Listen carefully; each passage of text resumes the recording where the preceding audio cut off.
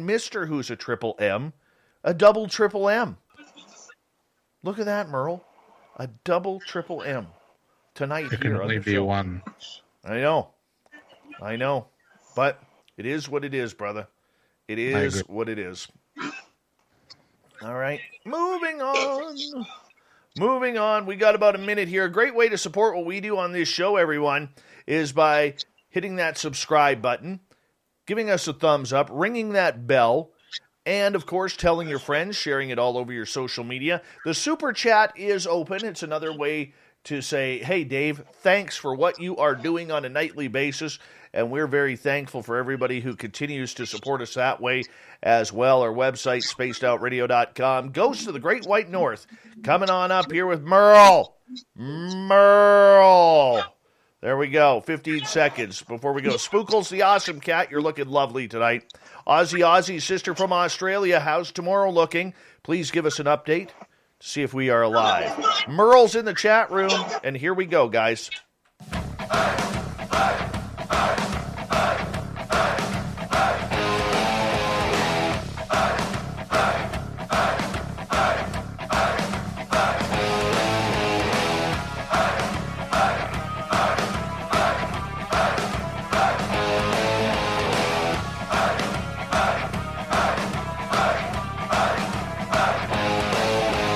From the mountains of central British Columbia to you listening around the world, this, my friends, is Spaced Out Radio. I am your host, Dave Scott, sitting in the captain's chair of SOR headquarters.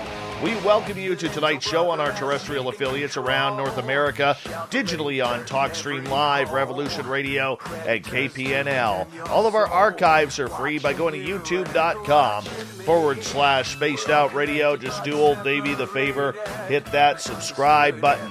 You can follow us on Twitter at Spaced Out Radio and on Instagram at Spaced Out Radio Show.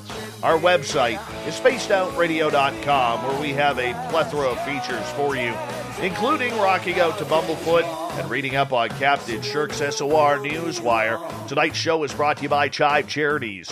Help make the world 10% happier by visiting Chive Charities today. You can find us on our website. Third week of every month, we bring in our good buddy Merle from Ghosts of the Great White North. Merle is an accomplished paranormal investigator out of Vancouver, British Columbia. He's investigated all over this province, along with Washington and Oregon states. And now, tonight, we are proud to have, from Cage of Darkness Paranormal Investigations, Nick T. White. Many of you may know him from A&E's Cursed, The Bell Witch, a 5-part miniseries about the Bell Witch haunting near Nashville, Tennessee. With 24 years of experience in the paranormal field, the experiences have been pretty profound, Nick, in many ways, which we're going to find out tonight. Then at the bottom of hour number 3, I will bring you the SOR Newswire, brought to you by Paranoia Magazine. Merle, how you doing? I'm well, Dave. Very well. How? Good, and we're getting a little bit of feedback from behind you, if you don't mind. And we got Nick T. White here as well. So we just want to make sure that our sound is perfect, and that way we can give everybody a great, great interview tonight. So, Merle, what's new? How's the ghost hunting been going? A little slow with COVID. It's all right. We got some things down the pipe coming. But before we start the show, I have a bone to pick with you. Oh, my goodness. What did I do now? Where's your autograph? You never showed anyone? You're the only person in the world, dude. Well, you know what? It's here somewhere. Hold on. I got the Merle autograph right here. That is the only Merle autograph right there that is known right now. I love it. And we're having a good time here. And we got some stickers that you sent over here, too, which is really nice. Yep. All right. Let's introduce Nick T. White here. And, Nick, we're still getting a lot of background sound. I'm not sure if you got us on speaker or not. I do, and I'm actually looking for a headset right now. We'll see if we can fix that for us real quick, brother. Sorry about that. Oh, no worries. No worries, man. That's okay. We're all good to have you here. And, as we like to talk ghosts here once a month here on the show, well, we do it more than once a month, but with Merle, we like to go into the ghostly category. We bring in Nick T. White, who is a paranormal investigator out of the beautiful state of Nevada, and courtesy of Tennessee. That's where his accent comes from, and it sounds great. We don't get a lot of Tennesseans on this show, but I'm telling you, we got to do more, Merle. We got to do more. I agree. It's a good accent. Strong. Very American. strong. Loud. Very loud. strong. I've got a loud accent. So let me get this. No problem. Here, just 1 second. All right. Does that work a little bit better? 100% better. 100% better. Thank you so much great. for doing that. No worries. That's my fault. I forgot about the feedback on that. That's my fault. Oh, very, very, very well done. You fixed it. We're good to go now. I mean, we're all stretched. We're all ready. And Merle, well, he's just Merle, and that's a good thing. But Nick, 24 years of investigating the paranormal. You know, there's not a lot of people who've been doing it before the television side of everything made it popular. What made you get into this field? Well, I've had experiences ever since I was very young. I've had a few abilities that the Lord blessed me with a little bit that just kind of was just out of the ordinary to me. And I would hear things, I would see things, I'd feel things just completely out of the ordinary. I had one crazy, wild experience when I was anywhere between 12 and 15. I can't remember exactly, but I'd seen this. The easiest way I can describe this is like a black smoke panther that came kind of around a corner that walked towards me, walked up close to me, looked at me directly in the eyes, and the thing is, I never felt threatened during this, which is one of the biggest things about this. And I have Native American in my family, and so I immediately I'm going towards maybe it's an ancestor or a spirit guide or something to that effect. It may be trying to say something, but it just kind of disappeared. Never seen nothing, that same thing again. I was very young, and I thought, well, I don't know what that was, and now I got to find out what it was. But I've got with friends, throughout the years, even after I'd made my team and all that in 2011, and I've got friends that's into archaeology, studied, mythology and things like that. Even looked into the Mayans and the Aztecs and some Egyptian and Native American totems, things like that, and still yet to kind of find out. But that one time was enough to get me in gear. And then just throughout, it just seemed like I started seeing more things, hearing more things. Even before, like you said, even before really that it got popular, I was kind of digging in more just because I've always been more of a believer, and it just kind of, after especially seeing so many things, it just something that I thought that was my path that I needed to take. I needed to learn this stuff. Work hard as I could to find out everything, learn everything I can, and then hopefully, help other people with it or teach people how to do it the right way if I can. If, as long as I'm just putting out the right kind of knowledge, that's facts. I always just try to make sure everything's facts. And that's a big thing. Having those experiences when you were young really kind of transformed you into the person you are today. Did you think that you were normal living with a life of paranormal? No, not at all. I didn't think I was normal anyway, but that was the thing. I mean, when I first started having the very first few experiences, they were kind of, to me, now that I've learned so much now, I'm 41, I'll be 42 this year.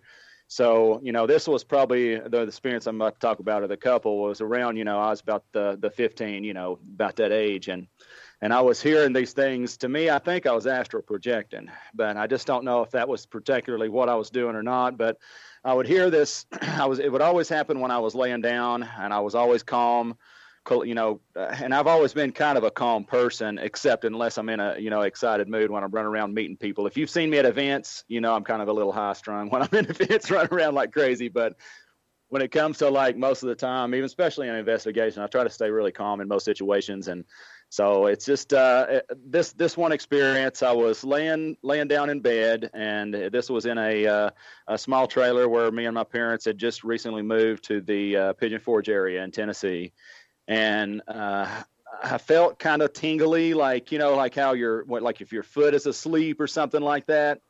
That kind of feeling. I felt my body feel like that, and all of a sudden it kind of went like, whoa, and then it snapped like a and then I kind of woke up a little bit. So I don't, you know, and there's been a couple just randomly wild stuff like that has just been something enough for me to be like, I need to find out what this is. And then I started digging into more science as well, into like physics. I've started now digging into quantum mechanics, astrophysics, engineering, cosmology, and astrology as well. So I'm trying to get into just more further out into science, not just strictly just the basics that everybody's doing nowadays, which is that's fine. But I want to try to dig in. I want to really know exactly what's going on. Here I am. I've been filming, and it'll take me a little while to finish this, but I'm in the process of filming a DVD with my teammate, Rob Browning. And I'm going to talk to myself across the multiverse. And I'm going to do it with the multiverse theory that Michio Kaku talks about, the string theory in the multiverse series. So I'm going to try to see if I can figure out a way. I'm trying to reach out, even maybe through your show too. I'm trying to reach out to other physicists, other engineers, other scientists, either other paranormal investigators or any other investigators that might want to be a part and to help me to try to figure out, is there a way, can we break through, the multiverse, talk to a different realm or a different dimension or something like that, because these, to me, and one of my theories about ghosts is I just don't think ghosts are ghosts, because your energy is immortal. Your, quote unquote, your soul, it's immortal. So, you're just shifting into a different realm or different dimension. Where is that? What is that? How can, you know what I mean? That's where I'm trying to dig in, even with the documentary. So hopefully some cool stuff will come from that. We'll maybe learn something and even get a cool community together trying to learn more about that kind of stuff, Speaking of the community, I mean, there's so much division in the community right now with what ghosts are, what UFOs are, what cryptids are. A lot of people don't believe there's a tie-in in between all of them. Where do you stand on everything? Because I know you're a good friend with a good friend of ours here with David Weatherly. Yes, absolutely. David is amazing. You talk about one of the smartest men I've met, man. Real good dude. But yeah, on that, I'm going to tell you, I believe it all is related. It seems that every single time, and that's why I call my investigators on my team uncaged investigators, not technically paranormal investigators. That's why I just call myself an investigator technically now, is because that, like, for an example, I'll give you a small example. Say you go, somebody calls, says, hey, man, I have a ghost issue. Okay, well, you go, you're checking out the ghost, and next door neighbor's like, hey, well, I had this Bigfoot, looks like coming around the corner, da-da-da-da. Okay, well, now you got two issues with two different investigations, and now say maybe even just a block down there was a UFO sighting or a launch or some kind of something, and that all three you will always pick up gamma radiation out of all three situations if you've been on those type of investigations. So how is that related? Why is that gamma radiation alone in those three types of and there's three different fields there you're looking at. You're looking at paranormal, cryptid, and ufology, however you want to say it.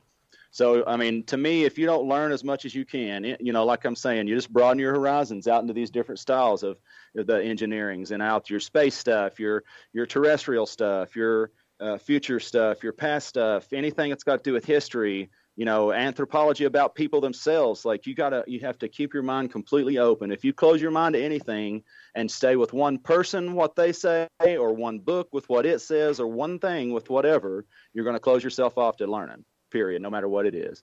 So in my own opinion, to answer your question, I know I digress and I ramble, but to answer that question in a short term, to me, it's all related, and there's a way that we can figure out how to tap that somehow. It's just a matter of calming down, just like you said, all that in fighting, worrying about all this other stuff. Everybody just needs to calm down. We don't need to worry about nothing else but figuring out what in the world this stuff is, work together, talk to each other, and help each other, and get it done. That's all there is to it. Merle. I think they're different fields, like with UFO, with cryptid, and like ghosts, paranormal. I think maybe in a higher sense they're all connected, but in my opinion, it's totally different research for each. You can apply your research techniques across the board, but the evidence you obtain through each field, I think, is completely different. So it's different mechanisms of investigating. I agree. I do agree that you get completely different answers from every situation, especially if you have a controlled setting when you're trying to do, like, for a paranormal investigator themselves, you're trying to take that quote unquote ghost, sit it into a controlled setting in front of scientists and say, here's a ghost, talk to it and figure it out in front of you. but then you have your cryptids and all that. I do agree with that.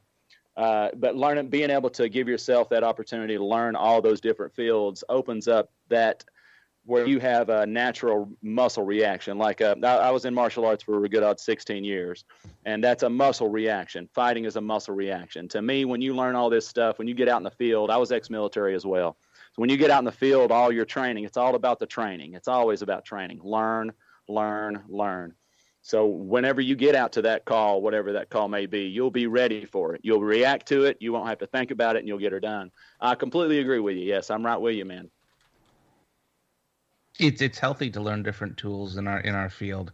I'm not a UFO guy. I quite enjoy the paranormal, but I also enjoy cryptid. Like I've been doing a lot of Bigfoot research as well. But even if I'm not a UFO guy, I can still go and look for UFOs and do all that sort of stuff with Dave, but apply my knowledge and mechanism of an investigation to what we're doing.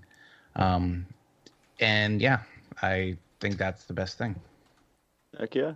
Yeah, I'm with you, man. Absolutely. See, for me, I think they are three different types of investigation as well. However, I think where we get a lot blocked, Nick, and please correct me if I'm wrong. This is just my opinion, and if you disagree, that's great. If you don't, that's great too.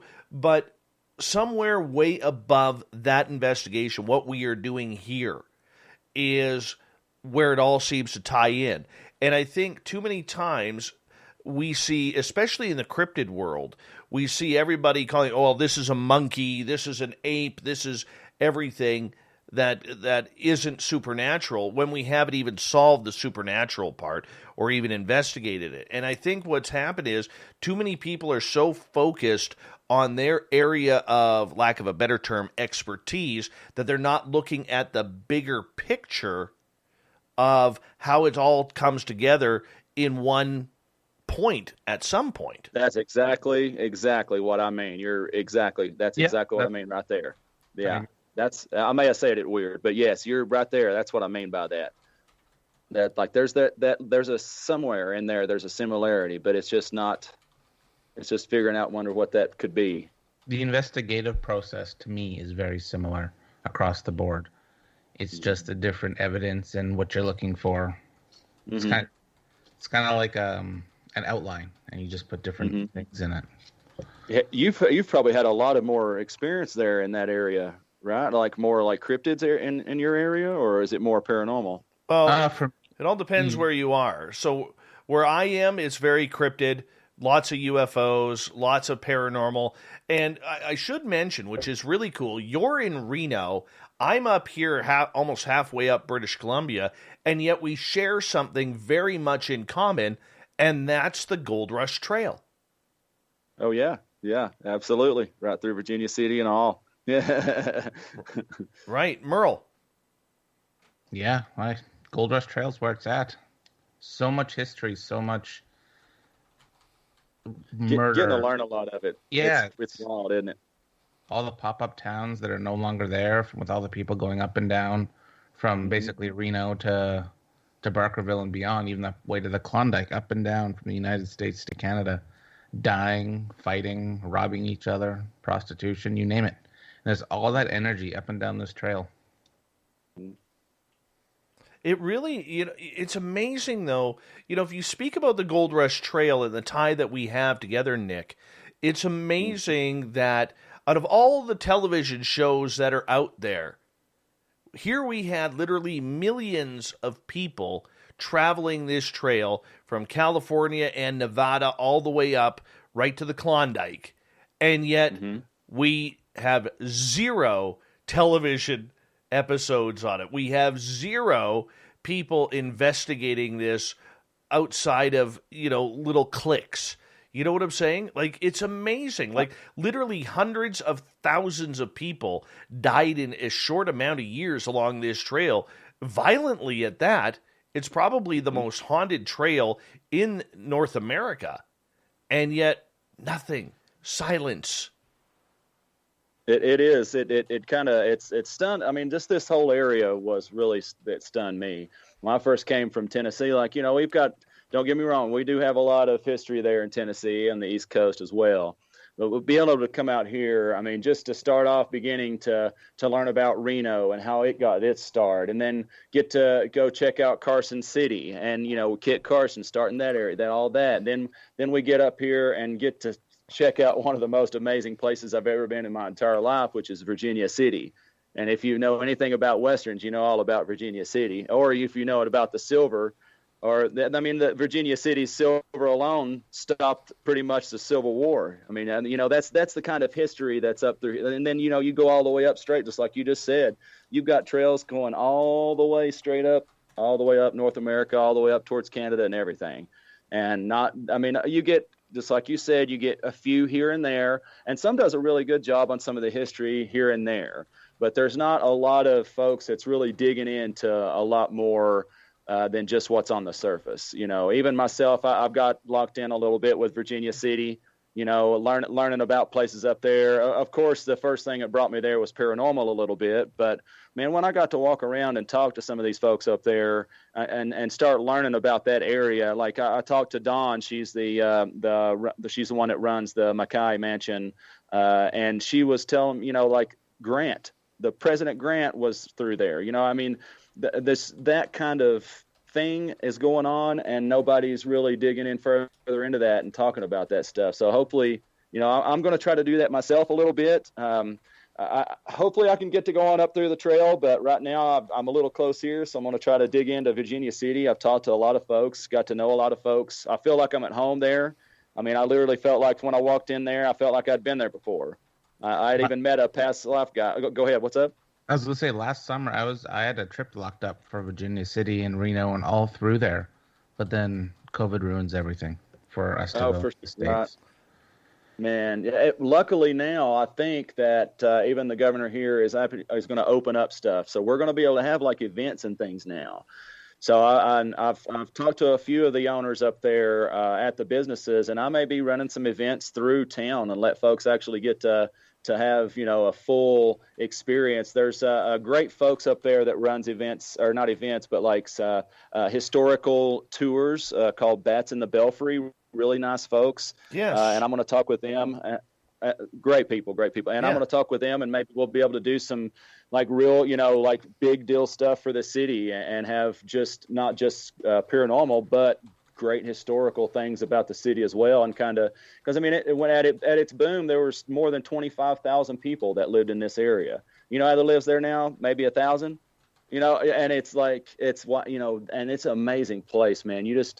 If you've been there at all, you know what I mean. I mean, it's a home away from home, and hopefully I can do something to let everybody else see it and get more people out and check it out.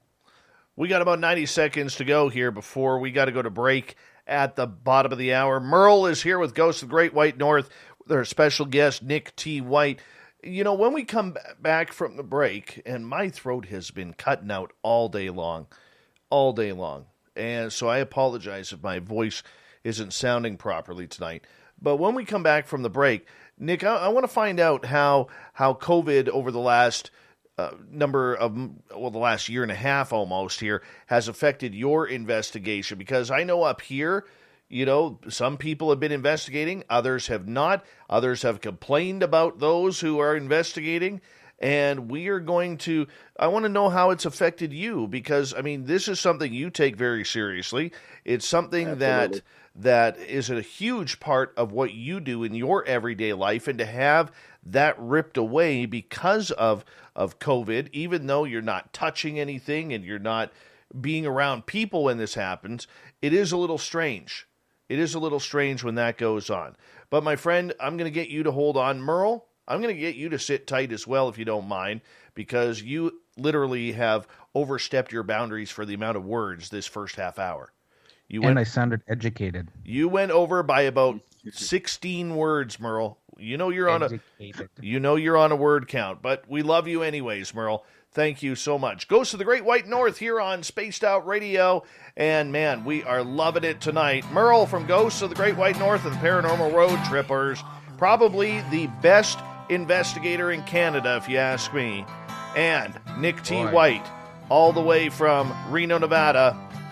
And we're talking ghosts coming up here on Spaced Out Radio.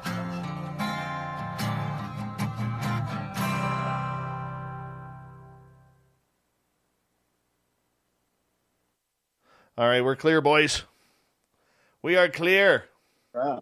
That was a fast half hour. You know, Yeah. Right. No doubt. this morning I went to take I ate a piece of fruit. And you know when you get a piece of fruit kind of stuck in your throat, and then I had to answer the phone at the same time as it was stuck in my throat, and then you get into one of those swallowing coughing fits, you know, where you swallow your own saliva, then you get into that coughing fit. I've had 4 of those today. 4 of those since this morning. Good. Just screwed up my entire throat today. Well, that's no good, yeah. Not when you're on the radio, dude. It sucks when you're on the radio because you kind of need the voice. Oh, yeah, no doubt. For yeah. Sure, radio. Yeah. That's my Vicks. My Vicks inhaler. Love it. Love it. All right. Yeah, let's see here. Oh, Dirt Road. Thank you for the super chat, man.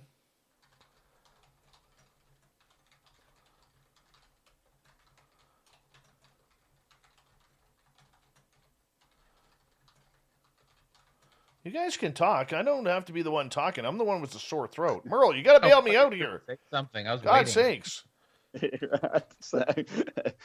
Didn't know what he was doing there, did you? Oh.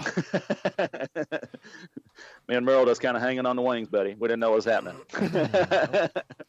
I'll tell you, he is dead silent on this show a lot of time. But I'll tell you, you get him in the field, rock solid, man. Rock solid. Yeah, you know the smartest ones are only talk when they need to be talking. You know that. Right? Smartest ones, and they'll make you and you'll listen every time they talk. You'll stop. That's what we hope for, right? That's exactly right, brother. Oh, it's all good, man. It is all good. I found actually for history, one of the coolest places I investigated in Oregon actually was the Wolf Creek Inn. It's on the old Oregon Trail, like you know when they were hammering out from east to west. And it's in a pretty secluded town, and they looked at us Canadians a little funny, but that's okay. The place was extremely active. Like I forget, it was built in 18 something. Oh wow! But, I know Ghost Hunters has been there. I know Ghost Adventures has been there. A couple of other people or shows or whatever have been there. It's good. Merle Hunters too. Merle Hunters, yeah, Merle Hunters there. Merle Hunters. Yeah. Have you done the Appalachian? What do you call it? Appalachian Mountains. Yeah. There we go. Okay. Oh, by the way, little Marky Spender threw you a shot there, Merle. Sent me a message, and he goes, "Don't be picking on Merle. He's from the Lower Mainland. Probably can't take the snow." Yeah. Or probably can't take it. Sorry. Thanks, little Marky Spender and little Terror Spender. Hi, Baxter. By the way. You know what? I'm gonna throw back. I may be from the Lower Mainland, however. Marky Spender's from the island, which is a little more snowing than the Lower Mainland. Just throwing that out there. You made no sense, just so you know. He knows what I'm saying. I don't care if anyone else knows. He knows what I'm saying.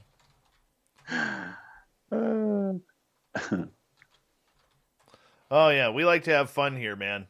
We like to have fun here. I like that guitar you got behind your head, too. I need to play that sometime. This one? Yeah. Yeah, that's my daughter's Jackson. The red one, nice. The red one here is a Court, and this one here is a Les Paul knockoff of Jay Tercer. Oh, that's a slick one right there, the green one. Well, it's actually, believe it or not, that is actually reflection from my green screen behind. It's like the green screen's probably 10 feet away. Oh, I got you. So it's giving like a two-tone from the green screen. Yeah, I wish it was that color, because that color actually looks cool. Badass. It does look cool. Hey, Dave, for the record, I got a message from Little Marky Spender, and he got exactly what I was putting down. Yeah, just so you know, little Marky Spender is suffering from gout in his knee right now.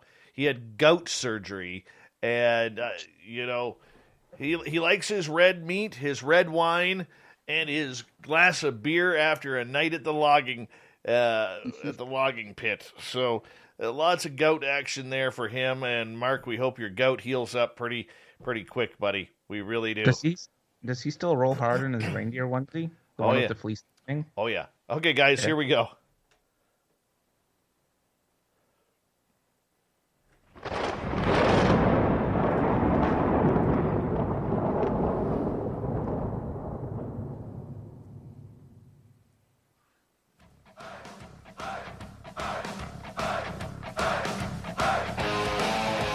Second half hour of Spaced Out Radio is now underway. My name is Dave Scott. Thank you so much for taking the time to join us. We really do appreciate earning your listening ears. We want to remind you that if you've missed portions of this show or others, check out our free archives and go to youtube.com/Spaced Out Radio. Just do me the favor, hit that subscribe button. Our website, spacedoutradio.com, where we have a plethora of features for you, including rocking out to Bumblefoot and reading up on Captain Shirk's SOR Newswire. Follow us on Twitter @SpacedOutRadio and on Instagram @SpacedOutRadioShow. Here we go with Merle and Ghosts of the Great White North. And I know Katie in the chat room still trying to figure out how to get a good Merle in. But, it's like just rolls off the lips, just nice and smooth, Katie. Nice and smooth. And Mike, she can't hear you. I haven't turned your mic up yet, but there you go. There you go, Merle. Now I was giving her instructions, man. I was telling you got to start it off like a cow moo and then add an RLE. That's what I told her last night. After the show. 1 month to perfect it. We will pick this up next month. 1 month. Well, speaking of a great guest that we have tonight, we have Nick T. White from A&E's Cursed the Bell Witch. Nick, right before the break, we were kind of talking about how investigations have kind of slowed down all over North America due to COVID. How has this pandemic really affected what you do down there in Reno? Have you been able to get out as much? Has it changed, or has it been pretty much the same for you? Well, I'll tell you what, most of the stuff was while I was still in Tennessee, because I had just recently moved here to Reno just a little bit before December. So most of my past little bit experiences with it has been in Tennessee, and it really wasn't that good. I lost some family to it, some friends as well, a really good friend as well, and has watched it tear and rip souls out of people and just cause all kinds of pain and death. And it's not something that I like to see and watch people go through, because that's one of the things that I hate to deal with is watching people go through pain. I've dealt with a lot myself, and to watch other people go through so much is something that just puts me in my stop. It stops me from doing anything. And hopefully this stuff here will kind of start getting better. It seems like things are going to get better. Like the event wise, like for the events, it locked down pretty much everything. That was the main reason kind of that we had came here. There was some TV stuff going on that I'm going to be a part of, but it kind of got put on hold for a while. So we, myself and my teammate, my buddy Rob Browning, moved here to Reno, Nevada, and kind of settled in, and kind of Reno made us feel at home. So we just kind of made our home in Reno as well, and just kind of, hopefully everything will get better here too. But here, everybody's doing their thing, wearing their mask, being protective, and everybody's cool about it, not being weird, and just, everybody just kind of move forward. We'll get through all of it together, work through it, and just do our thing, How has your investigations changed since COVID? Like for a number of people, they're not going into buildings, they're going more into natural type areas, whether it's hiking trails where people have maybe passed away, or graveyards. How about for you? Well, anything that I do, it's not technically just going out to check out a ghost. Most of my stuff is usually cases for families, or people will contact me that have issues or things like that, or if I have teams that has issues that they may have something a little further than their knowledge, they'll get a hold of me, and heck, if it's more than my knowledge, I know people that knows a lot more than I do, so that way we can all get together and work together and stuff. But it's a rough go, man, all that stuff. So hopefully we can just all get together and just move forward, buddy. You know what I mean? Merle. It slowed down my investigating quite a bit. I had some projects in the States that I was supposed to go down to a few times, which, well, can't do that. But I did do a pretty big investigation a couple weeks ago in a remote town here. They shut the entire building down, so it was all COVID compliant. I'm a stickler with compliance with COVID because, well, I don't want to catch it, and I don't want anyone around me to catch it. So I feel if people are playing safe and respecting the masks, respecting the boundaries, and the cleaning and all that, I think it's okay. Just don't do it in a crowded area or an enclosed space with like 20 people. I might get in trouble for saying that. Well, no, you're right, man. I agree. Go ahead, Nick. No, go, please. No, it's my show, so I get the final say. You go ahead. I knew we'd get along good. I forgot I was even saying now. You done threw me off. Shit. Well, excuse me. I ain't supposed to say bad words. Well, that's all right. We'll let that one slide. But okay, in regards to COVID and the way you've investigated, has it been tougher to get into locations for you now that you moved from Tennessee to Reno, Nevada, and you're trying to establish your paranormal game there? Not really. This is like he was saying, most, especially here, most people are very safe. And any places right now that I'm really getting into is mostly Virginia City. And the folks up there, man, they're really on point with everything. So, everybody's really safe about stuff. All the areas that I'll even get to go to for like any of the YouTube stuff that I'll do or personal investigations myself, it's going to be areas where either, they'll already be closed where people won't be involved. Or if I'm up there, maybe running a few investigations with people, we'll always make sure everything's really safe because, to me, health's number one, no matter what. So as long as I can keep everybody safe and everybody has a good time, maybe learn something on the way and enjoy some history, that's what it's all about. It really is. So tell us about why Virginia City is such an important place to investigate. Well, to me, it's really from my father. My father, he's just had a birthday at April 10th. He's around 80 years old now, and he's lived and breathed the Western life, just 24/7. Right now, I guarantee if he's watching TV, it's going to be the Rifleman or Bonanza. I mean, like it's specifically Bonanza, because if you know Bonanza, that's Ponderosa Ranch is just right out down the road. See, that's what the Virginia City, that's Bonanza. So having one of his favorite shows, Bonanza, and then me having an opportunity to get here and then to find out that there's that here. And then when I dig in, finding out President Grant was here, and then you find out all the silver mining and where it was like the main reason of the stop of the Civil War and, the Millionaires Club at the Washoe Club. It was one of the biggest places in the whole area. And, all this stuff is just, it's a profound experience for me, not just for the paranormal. Yes, the paranormal, I love live and breathe the unknown too, but I'm a history nut and archaeological nut. So getting to go to this place to see all these, these buildings that are still being intact from the early 1800s, and to see it and to be a part of it is just, I'm gonna tell you, I'll be honest, I cried a little. I mean, I really did. When I first stepped that first foot into that town, I mean, it's an experience, looking around and seeing all that, and then knowing that after you stand there, that's where these other folks had stood, where the beginning of the United States is. That's where you're standing. That's the kind of stuff that makes me excited. But then, then you get on the other end. It's one of the most haunted places in the world.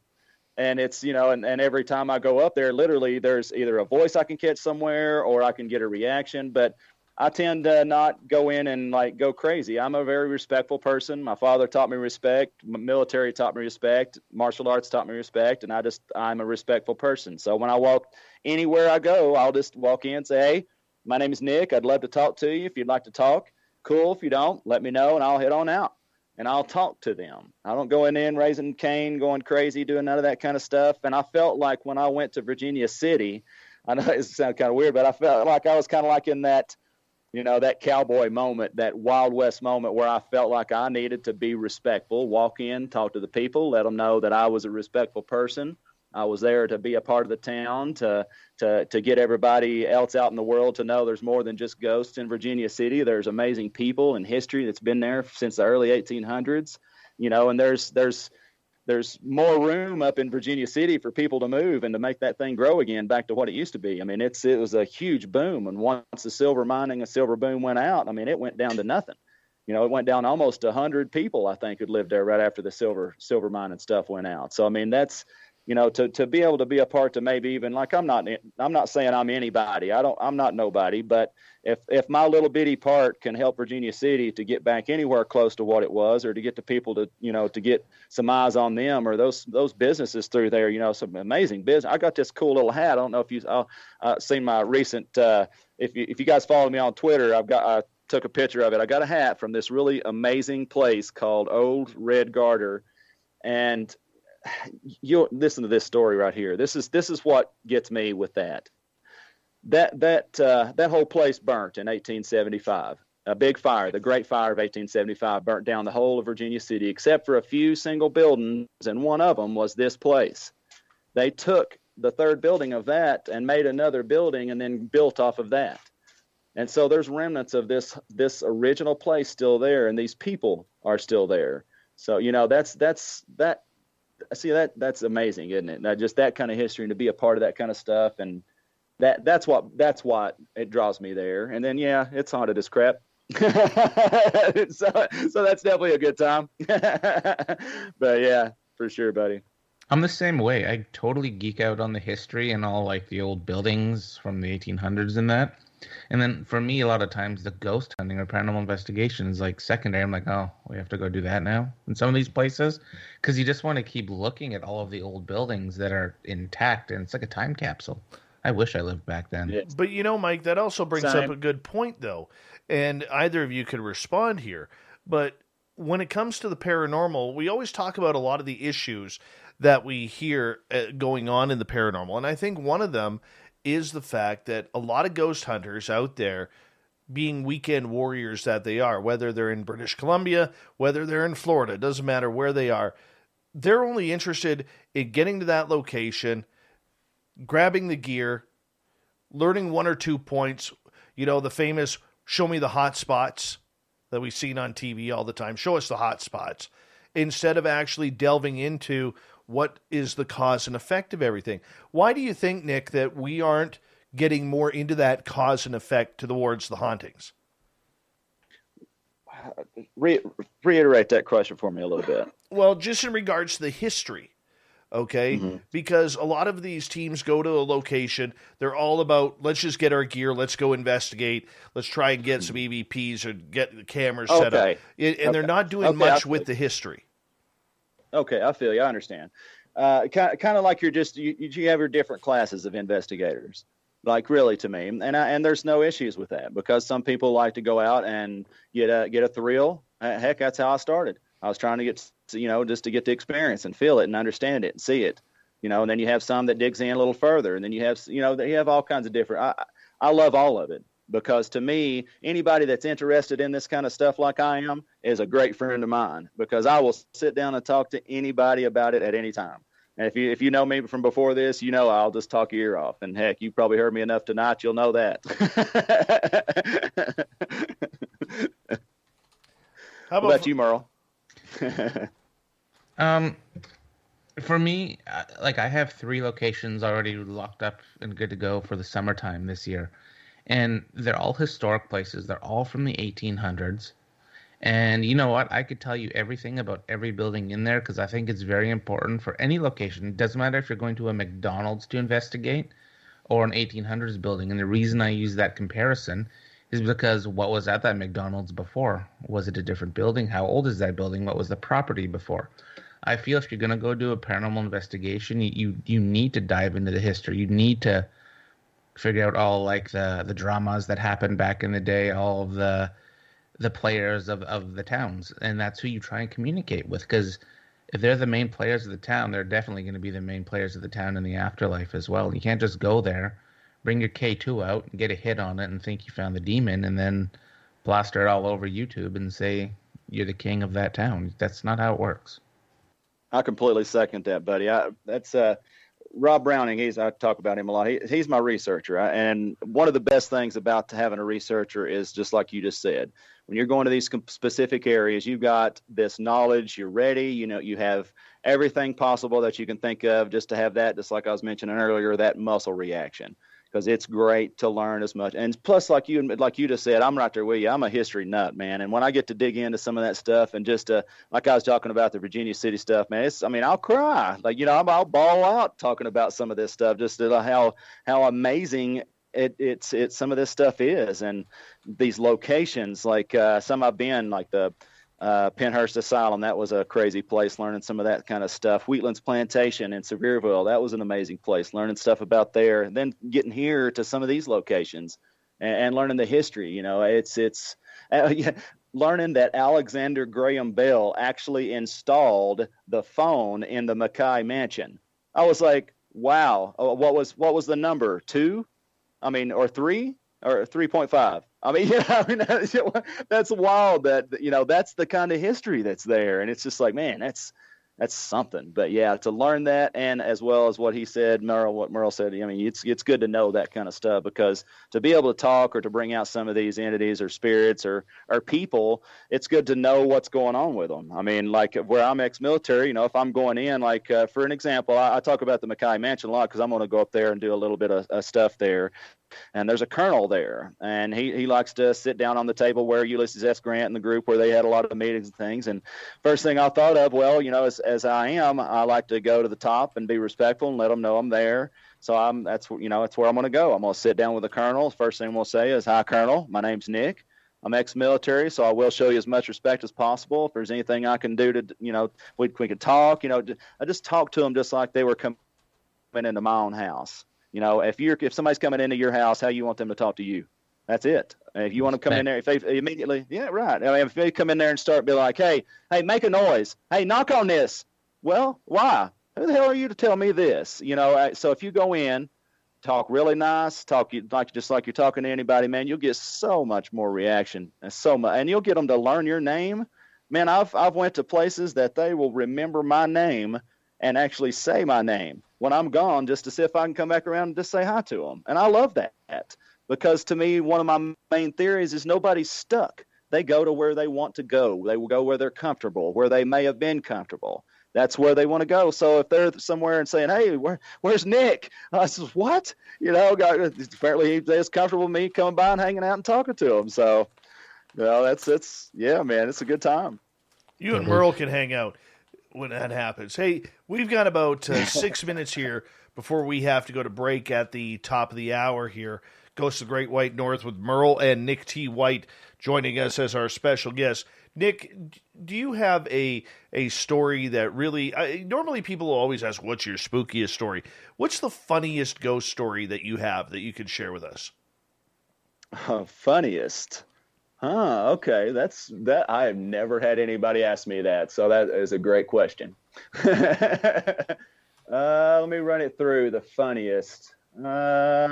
Everything's been pretty scary and serious. I always stay fairly serious on my investigations just because of my ex-military stuff. So it's usually, if it's funny, it's because of me, and it's because of me being around dolls.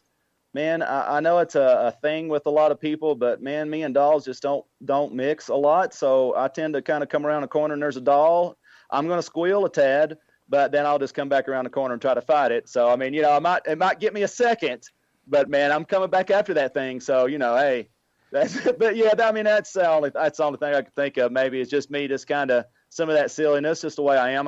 I get so serious when I get on investigations that I just break character once in a while accidentally, because something will just throw me off of my game, and I'll just be like, what am I doing? Or something silly or nuts, But sometimes, man, that right there will get a good reaction, because it's that happy mode or happy mood, or maybe they kind of get a kick out of me just being a fool. Whatever it is. But sometimes I get a little bit better reaction after stuff like that. So, who knows? Are you a screamer? Is that what you're saying?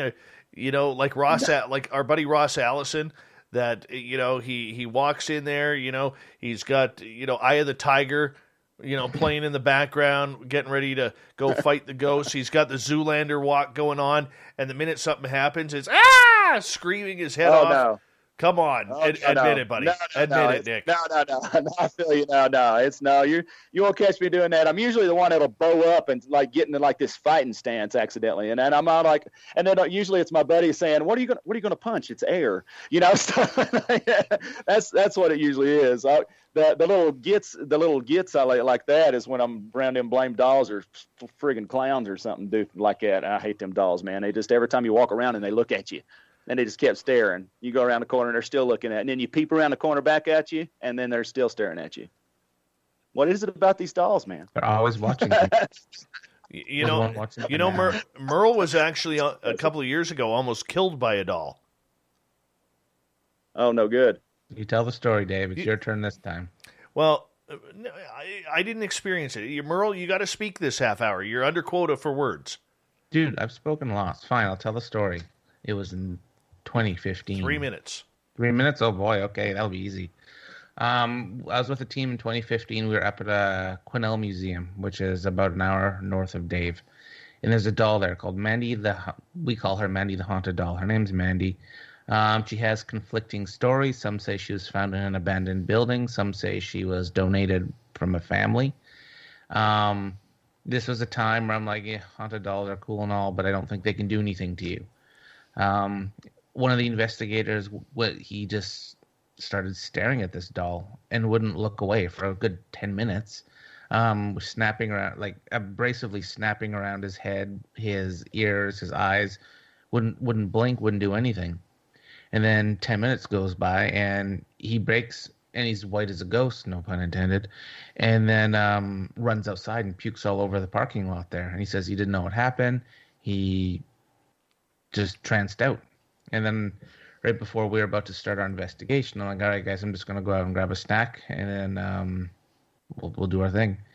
I'm walking out to my truck. I think I had whatever candy or something in there. And the last thing I remember was walking to my truck and opening the door. And then I wake up to one of our investigators, Derek, shaking me awake. What had happened, I had tranced out, I guess. And I'd walked towards the highway, and I was starting to walk onto the highway. This was in the middle of the night. So in the traffic, well, not in the middle of the night, late night. There was a lot of traffic going on. And, clearly almost got smoked by a vehicle. But what had happened prior to me getting my snack was I kind of stared at Mandy being like, you can't do anything to me. And I'd done wrong. She clearly did something to me. And I blame the doll for that to this day. You may have got it that challenge. I mean, it's always that challenge line. When you put that challenge on things, man, sometimes they'll get on you like that. And that sounds like she may have possessed you there for a minute, or just took a hold of you or something, just where you was out of yourself. I was trying to kill you. I got a whole new respect for haunted items. That's one of the things my team does is we acquire and investigate them. And if we deem they're haunted, we send them down to Ross Allison for his haunted museum in Seattle. Oh, wow. That's cool, man. I'll keep that in mind, because I know there's a few people once in a while I come across that would need somebody to take their items from, because I don't want to keep them. I got cats, and I don't need none of that around my house. I want them, then I'll send them to Ross. Hey, right on, buddy. That's awesome. I got that good. I got somebody to send stuff to. Oh, for sure. For sure. It's always good. Guys, we got about 30 seconds here before we go to break here at the top of the hour. And when we come back from the break, Nick and Merle and our beautiful audience, I want to get into some of your more spookier stories that you have encountered, because the one thing our audience loves, Nick, is they love a good ghost story. And I'm hoping that when we come back in the next half hour, you can share a few of those with us. That'd be great, man. I'd love to. Yeah, let's do it. We got Merle. Yeah, Merle from Ghosts of the Great White North here on Spaced Out Radio. We bring him in once a month to hang on out and talk all ghosts with us. He's with the Paranormal Road Trippers, based out of Vancouver, British Columbia. And our special guest tonight from A&E's Cursed, the Bell Witch series, we have Nick T. White. We're talking ghosts all night long here on Spaced Out Radio. So stay tuned. Merle will be back with Nick and myself right after this.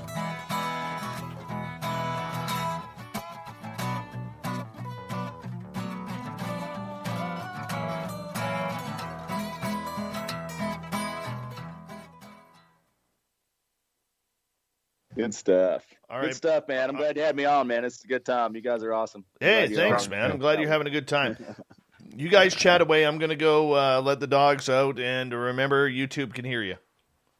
All right. YouTube can hear you. Good to know. Right. So Merle, how you doing, buddy? Living the dream, man. Enjoying the show. Wanting to go investigate more. Yeah, I got a lot. I had a couple of projects to do in the States, but unfortunately with COVID, I have to wait till it's over and we can travel again. Yeah, I miss going down there because we investigate a lot in the States, actually, up and down the coast. We had last year planned to go to Virginia City, 2020. Yeah, we wanted to go to Virginia City and all through there and investigate. We'd even, I booked a place and everything, way a long time ago. But yeah, it is what it is. It's so unique. I'm out here now, buddy. So if you get you set up to go again, you let me know, buddy. We'll rock it out. I 100% am down for that. Absolutely. Good. Well, hopefully there'll be some cool stuff, man. There's so many things all up and down that town, man. We'll run all up through every bit of it. Yeah, man. I love the frontier stuff. All the old cowboy style buildings. There's so much history.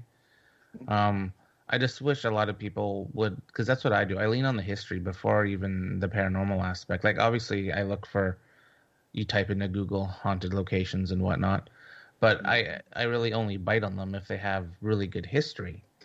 Obviously, we do a lot of private investigations for people's houses and other places like that, but the history is kind of my game. That's good to know, man.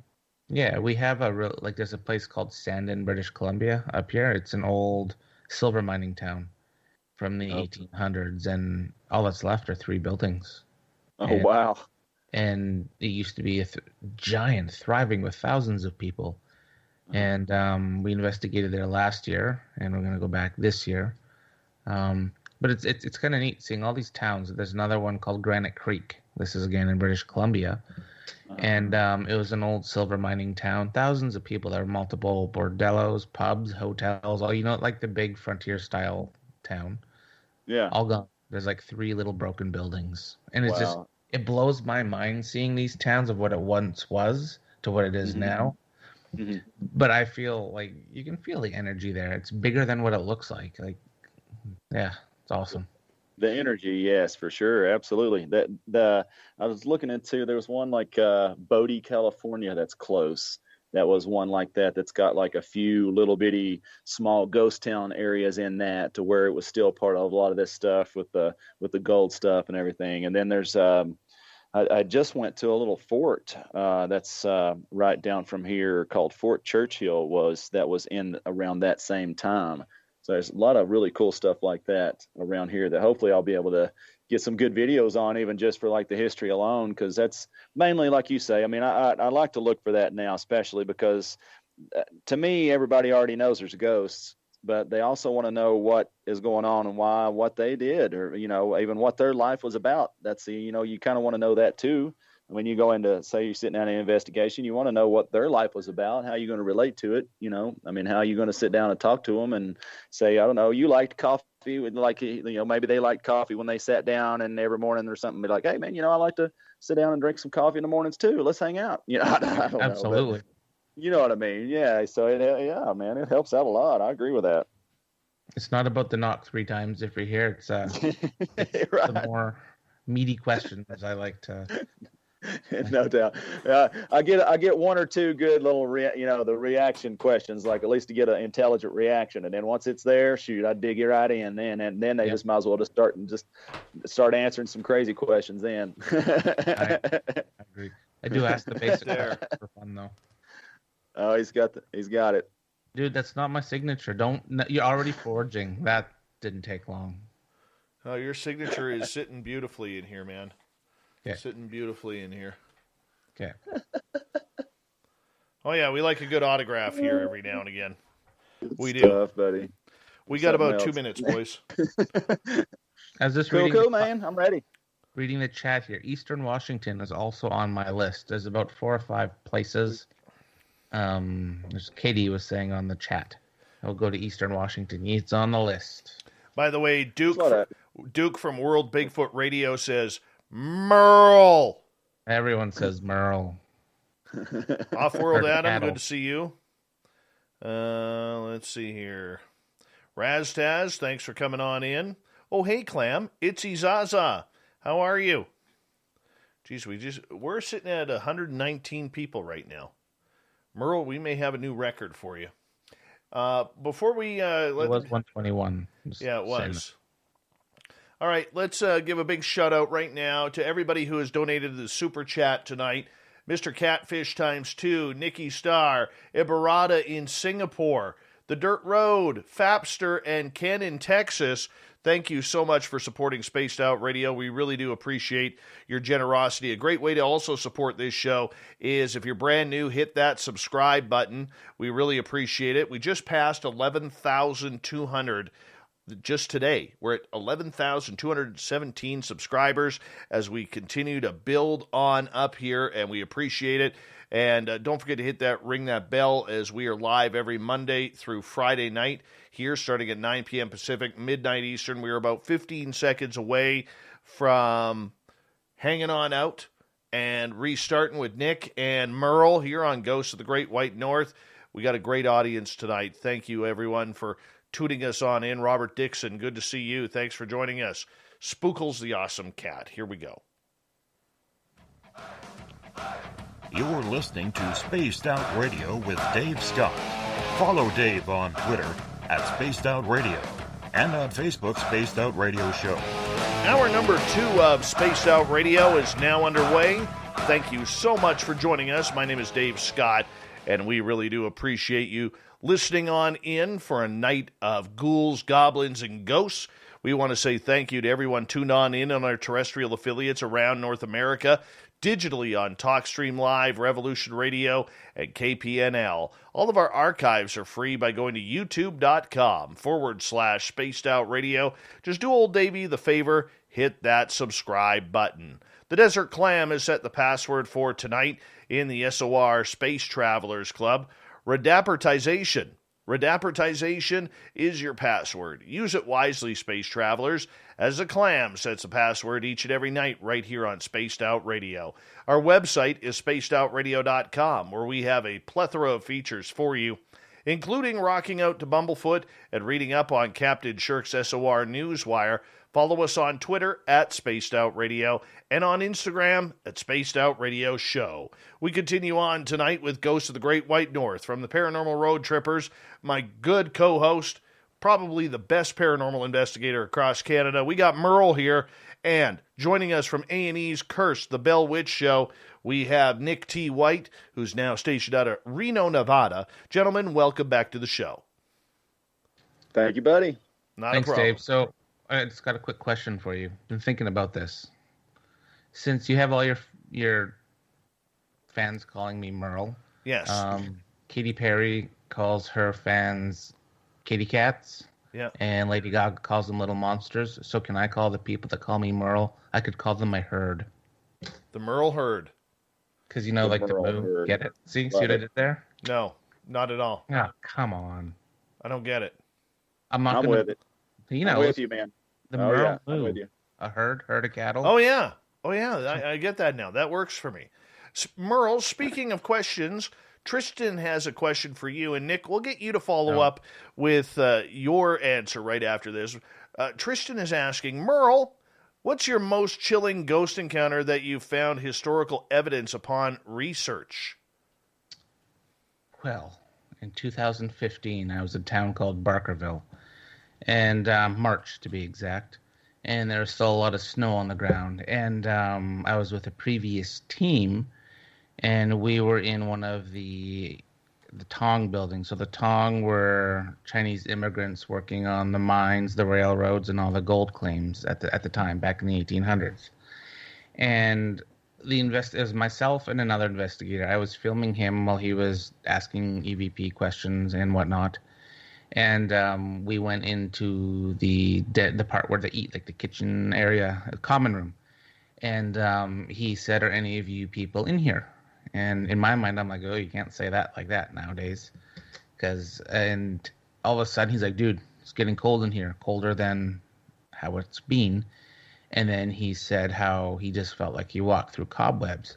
Then all of a sudden, people who investigate will understand what I mean when the energy shifted. Like, you're all, "Oh, this is fun. Let's film our friends trying to get some evidence," to more of a serious tone right quick.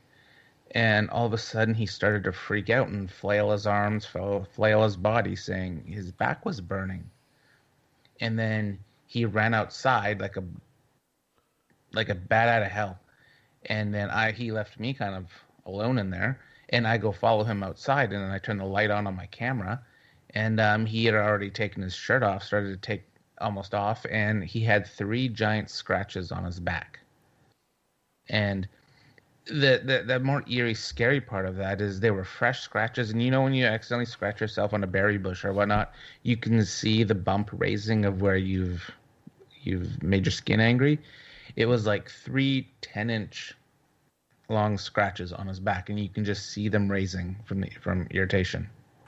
That was pretty chilling to me. I didn't know what to make of that, because he was a pretty straight edge, honest guy. I was with him the entire time, and to see the fear in that man's eyes when that happened, it got real right quick. How about for you, Nick? What was the question? In regards to let me grab it here for a quick second here. Okay. I got interested in his story and I lost the question. Man, that's pretty wild, man. That story. That's insane. Yeah. That's some scary stuff right there. It was in regards to, let's see here, about your weirdest, scariest experience that actually showed evidence of history as well, from Tristan. That actually showed evidence of history as well. Well, I can tell you there's one spot that was kind of a little mixed history, kind of got me a little surprised. This one's a little bit of more of a known place, which I try to not really name a lot of known places because that's where I try to go, is where people don't usually go. But the Wheatlands Plantation, that's in Sevierville, Tennessee. And I was going there first just because of where I'd heard a little about it. I wanted to kind of go up there, check it out. There was, of course, a little bit of paranormal history, and there's a lot more history there with the Native American massacre and things like that. The Cherokee Trail of Tears. There's a lot of other kind of stuff like that went on through there. But I'd went there a few times, and one time, this fella, the guy that was curating, was telling me that this spot had apparently, I didn't verify all of it completely, but I did some of it, that there was apparently 5 different vortexes on this whole property. And they were, apparently having all kinds of different stuff, everything from, there was slave issues there. There was like a voodoo queen priestess or something that was haunting the area. And you guys can actually dig into this. It's the Wheatlands Plantation. I think some teams had went there before, but the thing that brought me about this up was there were a lady that after Katrina was screaming for her husband at the Wheatlands Plantation.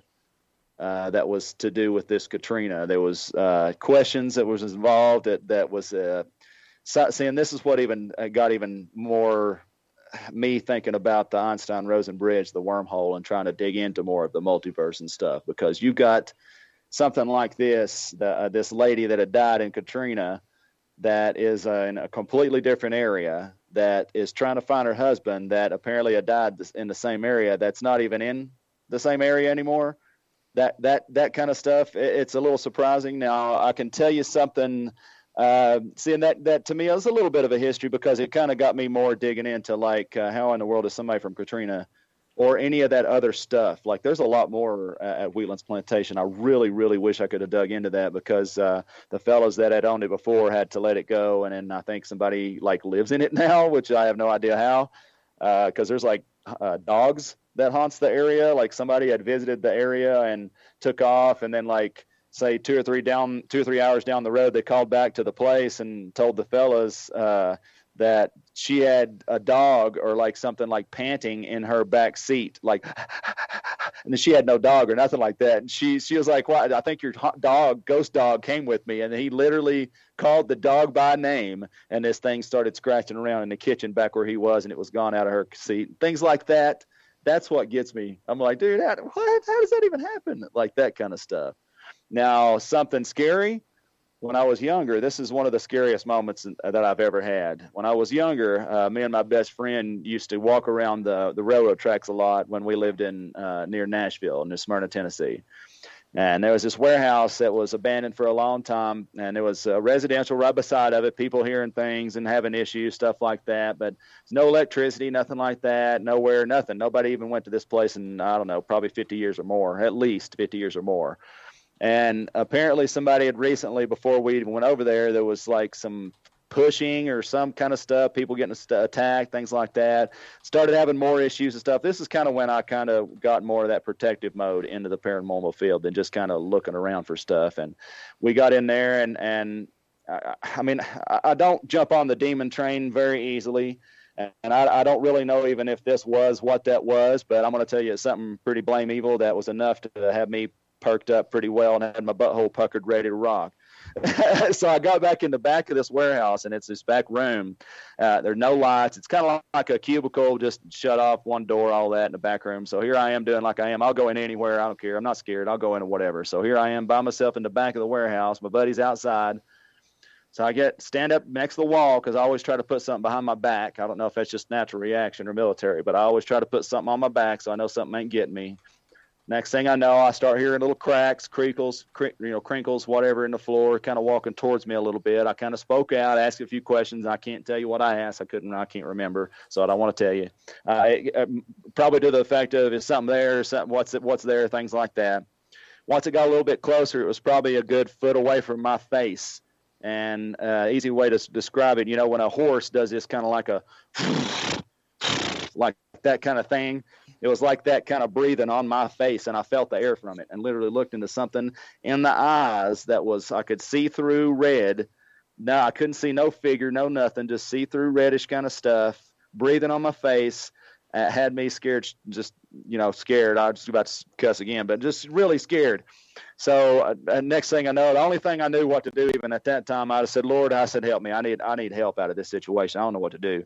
And somehow it just felt like I was funny example, but I'm a big nerd. So I felt like Iron Man putting on this thing like a friggin' armor, and stood up and felt like I wanted to fight this thing. So I just started walking toward it like you would like a dog, like you would a dog, like walking towards it, and literally just walked out of the room and got out of that thing as fast as I could and went outside. But I went back after that and started doing more investigations. Never really did come across that thing alone, but there was a lot of more other things picked up. We got shadows and other things like that. But literally, that's probably one of the most scariest, besides being a part of that Bell Witch Cave, that I've ever had to deal with. That's not like a person, or like being shot or something like that.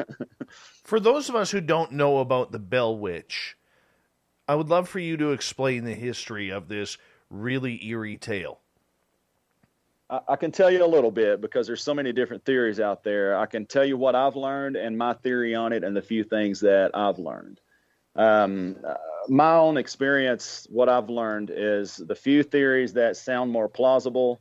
One actually is, there's a movie actually made out of one of the most famous theories, and that was An American Haunting. It's got Sissy Spacek, Kiefer Sutherland, and all that in there. That's one of the more famous theories with the demonic entity the evil entity that's supposedly the quote unquote Bell Witch. Kate Batts, has supposedly she had been they had thought that she was a witch because she was one of those old school herbalists. She was a medicine person, and she would help people. And so, of course, way back when, they're going to immediately think anybody out of the ordinary is grabbing weeds and stuff out of the forest and bringing it to help people. They're going to be like, witch. So that's that. And of course, sometimes she'd scream out saying, hey, I curse you this and that. There's other theories, some that about like John had like land issues with a lot of folks. Even with her, there was issues. Another theory, something about like Kate Batts and him had some kind of like a love affair that had some kind of something going on as well. I mean, there's so many different other theories, but what I experienced myself when I went there was I did pick up a few voices on the show and off of the show at the John Bell gravesite alone. When I went to the cave itself, I had to have an entity pulled off of me because I got too excited to be on TV. And one of the main things that I always tell people is you got to protect yourself. And how funny that I got too excited to be on TV and I didn't protect myself. But it's a powerful place there, the Bell Witch Cave itself, because there's Native American aspects to this whole story. The main thing to me is there's no real technical Bell Witch. Kate Batts might have had issues and things, all that, but she was a wonderful woman. She helped people. She got a bad rep just because they didn't know what in the world things happened back then. They even on our show, we had some like distant family members, and they'll tell you the same thing. It's just, people had just a wrong idea back then. But what to me is it's a Native American thing. The young boy, Drury Bell, had went with his buddy to the mound, which was right above that cave, and took out a skull, had teeth, all this, and took that out of that gravesite and took it back home. So immediately of course you're going to have something going on. I mean, so never did, like they dropped some teeth or dropped some stuff, lost a skull, lost some bones. I don't know exactly what it was, but they lost some of it, didn't get it all back. And of course then stuff started happening. So, I mean, of course there's going to be things happening. You take things out of a Native American burial ground. I mean, it's got protection alone already. And if you're disrespecting family and ancestral burial, something's going to happen too. So that's, to me, that is what the Bell Witch story is all about, is you've had some kids, made a mistake, grabbed some things out of the wrong place and didn't really know how to put it back the right way and just never did close that gate. And, that stuff just kept coming through. And, there's the Native American sentinel that's in the cave that's protecting the rest of the entities that's in there. So, I mean, there's more to dig into that place. And hopefully, that'd be cool if I could get back there. That'd be wonderful. But if I can't, it'd be wonderful, if we can get some more people down there to really dig in and see what's going on. If we can maybe at least appease the spirits there, because like I said, I've got Cherokee in my family, and I found out I may have Apache as well. So, I mean, I want to, make sure that the land and the people as well is at peace, not just, us that's living. It's more about a whole, not just us. In your episode, because of the Bell Witch, you guys are by the gravestone, and the truck alarm goes off. Yeah. Can you run me through that? And was the back tail light busted? Yeah, I sure can. When we was sitting there, we were actually in the middle of, I think we're doing a pendulum or something, and they were supposedly, this is what I was hearing from, and they supposedly some of these locals that weren't really too happy about people doing some stuff in that area, because that area where we got, and this is one of the reasons that they didn't even show this, and they won't show this, so you'll notice how to actually get to that gravestone specifically. So you have that issue already. They had a little bit issue with some folks that had been there before doing some stuff, and they were kind of already a little bit on their edge with us. Then once we were in that middle of that investigation, next thing you know, you hear a crash.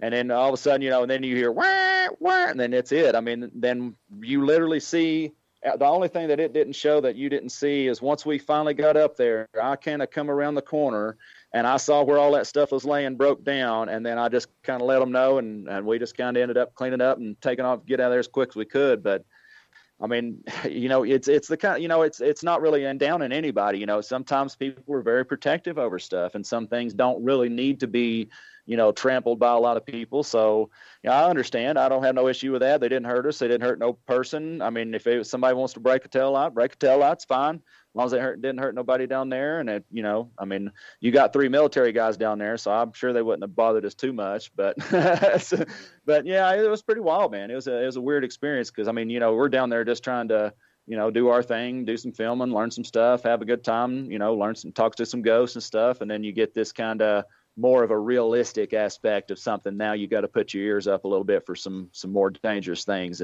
That's more physical, and you got all these random people running around that's doing camera work. And then you got some out that's, out in the darker areas, and you can't tell if they're going to be, that kind of stuff. It's a little iffy, but we was all safe. It's something, we got in and out, and that was it. And then we went to the cave, and there were people around there, so it was good to go. Plenty of people. Even though you had a bloodline family member with you on that investigation, the locals still didn't like you being around there? Well, mine doesn't. It's just Cherokee, and not really technically there in that. I don't. It was John. Yeah, John. I meant John. Yeah. Yeah. Well, see, John, he was a direct descendant of Betsy, and let's see, Robert Bell. He was a direct descendant of John as well. But it's just something about that aspect of being somewhere in an area where people don't want you to be and don't want other people to really know about, because and especially once you get some folks that kind of go through and cause a bunch of problems, and then kind of it's already gets them a little on edge, and then you come through and kind of seem like you might be doing the same thing, and it's just kind of one of them. You just kind of have to. It's just be real careful. You just got to be respectful. Tell everybody, be open about everything you're doing, and that's why I always tell anybody you go on these investigations, whether you're doing TVs or you're filming or you're just doing your own thing. Make sure you go straight to the people that own these places or straight to the top and talk and tell them, let them know. Like I was telling you about the Virginia City. I know this is kind of funny, but I walked into the sheriff's office when I went to visit. Like I felt, and I walked in kind of funny, like I took my hat off, put it down. I said, well, I felt like I just need to let them all know I was in town. But it's kind of the same thing. It's just all about telling everybody where you're at and just be safe. Just be safe where you're at. That EVP you guys got, did it actually say Betsy, the one on the graveyard? Oh man, dude, I had one say Betsy. I had one after everybody. This is the coolest thing, and I wish I could have got them to put this on the show, but it was, of course, wasn't on film. Right after everybody kind of geared up, we put up, because we had a van. Let's see, we had a van that had our equipment, and then we had two other vehicles that was out in like the edge of the forest area where we were at, where the farm and stuff was. And once everybody's packed up, I was like, well, I'm going to run over here. I'm just going to kind of sit down just for a minute or two and see if I can catch anything. And I went back, and literally, like, I had this dude talking to me almost intelligently. Wow. And like, it was amazing. That gravestone. See, the thing was about that gravestone, that was not even the original gravestone. Like, that had been stolen and replaced. So like that, I mean, just that whole area. So that's just tells me like the area, because I even walked away a little bit and still caught another something. I couldn't hear what that one was, but man, it was something else, that area right there. And then catching all that extra stuff. And then in the cave, we got grabbed on our shoulder. Me and Chad got grabbed on our shoulder, and they didn't show that on the show, as well as me getting sick, which was kind of weird, but hey, that's good footage. Yeah. But it's part of it. Did you take anything home with you? Like, did any of the residual energy? No, that, like I said, like the little bit of stuff I had to get pulled off of me, I got that junk off of me before I got too far, because I at the time lived with family and stuff like that, and I'm not trying to bring none of that around. I might be able to cleanse it off or fight it eventually, but that's just something I don't want to bring around to other folks. What do you do for protection? I think Dave said we have 2 minutes, 90 seconds. 90 seconds. Well, this is what I do. We just start doing like the micro machines guy, talking. No, but the most thing is of course I'm an ordained minister, so I work with the Lord a lot. He helps me a whole lot. But I'll tell you, the other few things is I've got into crystals and stones a lot, because there's a lot more to those than a lot of people think. I dug in more on the science end, because I've started calling myself more of a scientist, because of the stuff that I try to lay out as more of a scientific explanation of things. Stones, like these different stones, amethysts, crystal quartz, rose quartz, just, all these different types. These things are like battery capacitors. When you sit them out under the sun or the moon, whether it be solar energy or gamma radiation from the moon, they collect this type of energy. And whether it be something that may protect you against some kind of say, quote unquote, evil entity, it may give a natural fight against a unnatural energy, just like two magnets that are a different polarization do. Like, that's how sometimes those energy do, because this negative energy, like even when people use sage, it's the same difference. Like, that's cleansing negative energy in the air, not just like, say, bad ghosts. Like, it actually cleanses bad energy, like your bad, negative energy. So it's the same difference. I'm losing my train of thought because my cat got up here. What are you doing, cat? That's all right. Gentlemen, I'm going to get you to hold on right there, because we are going to go to break here at the bottom of the hour. Ghosts of the Great White North with our good buddy Merle from the Paranormal Road Trippers based out of Vancouver, British Columbia. Also, paranormal investigator Nick T. White out of Reno, Nevada, via Tennessee, via A&E's Cursed the Bell Witch. We're talking more ghost stories with you on Spaced Out Radio when we come back.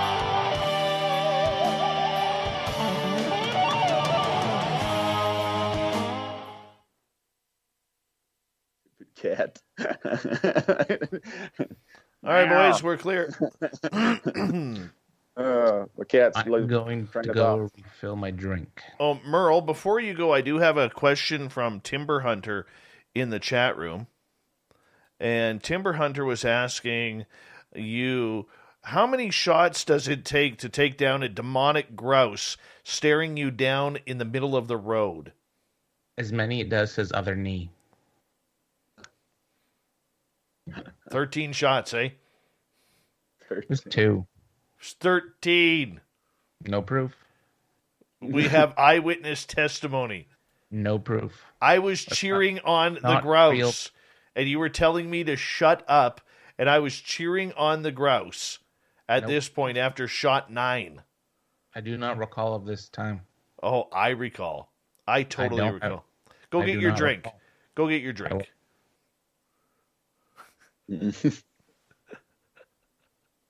Merle. We decided to take Merle hunting one time. Up here, we were looking for grouse, and well, I was the spotter because I don't have my hunting license. So before I go, I will defend myself. And the old timber hunter gonna need a new knee now. Other knee. Agrees that the red dot scope that was on the 22 was not sighted in. That's all I'll say. So this whole story's irrelevant. Next story. 13 shots. And the stupid part about it is the grouse didn't move off the road. It stood there. It stood there like, if I don't move, they won't see me.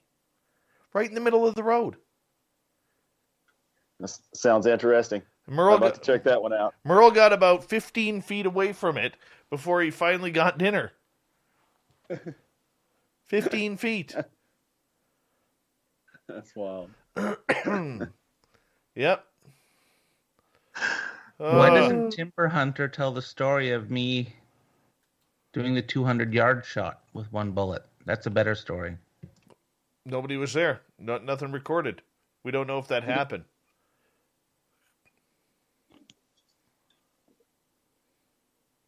I'm just saying. We don't know if it happened or not. I wasn't there. I didn't see it. Proof, he says. Proof. Where's the proof? Timber Hunter's responding here, Merle. Timber Hunter's responding.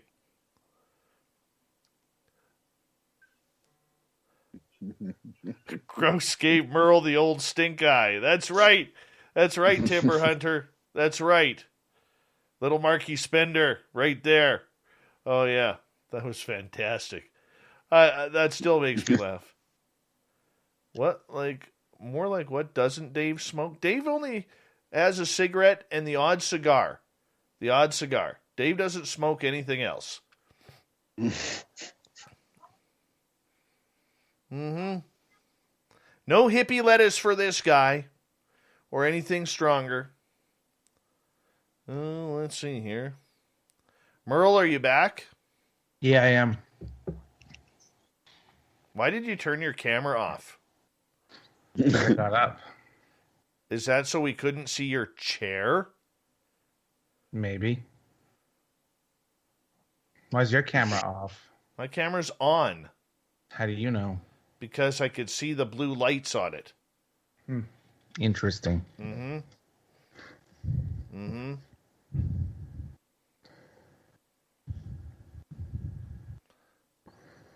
It's amazing how many people who come into my chat room think I'm a pothead because I live in BC. Not everybody in Canada smokes pot, man. Some of us are lame. There's nothing wrong with that, though. I have no That's a problem good thing with sometimes. it.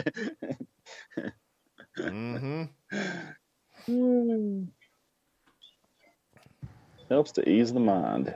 Mm-hmm. You know, we're already getting forest fires up here. Wow, already? Yeah. Yeah. Good Lord. Like we had 6 feet of snow in certain areas here. And we're already getting brush fires up here.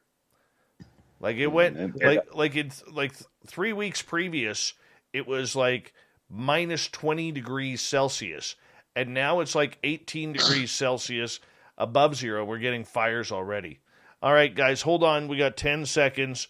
And hey, Stetson John, how you doing, buddy? Olin, thanks for coming on in. Vinster, thank you for joining the Super Chats. Here we go, everyone, the second half.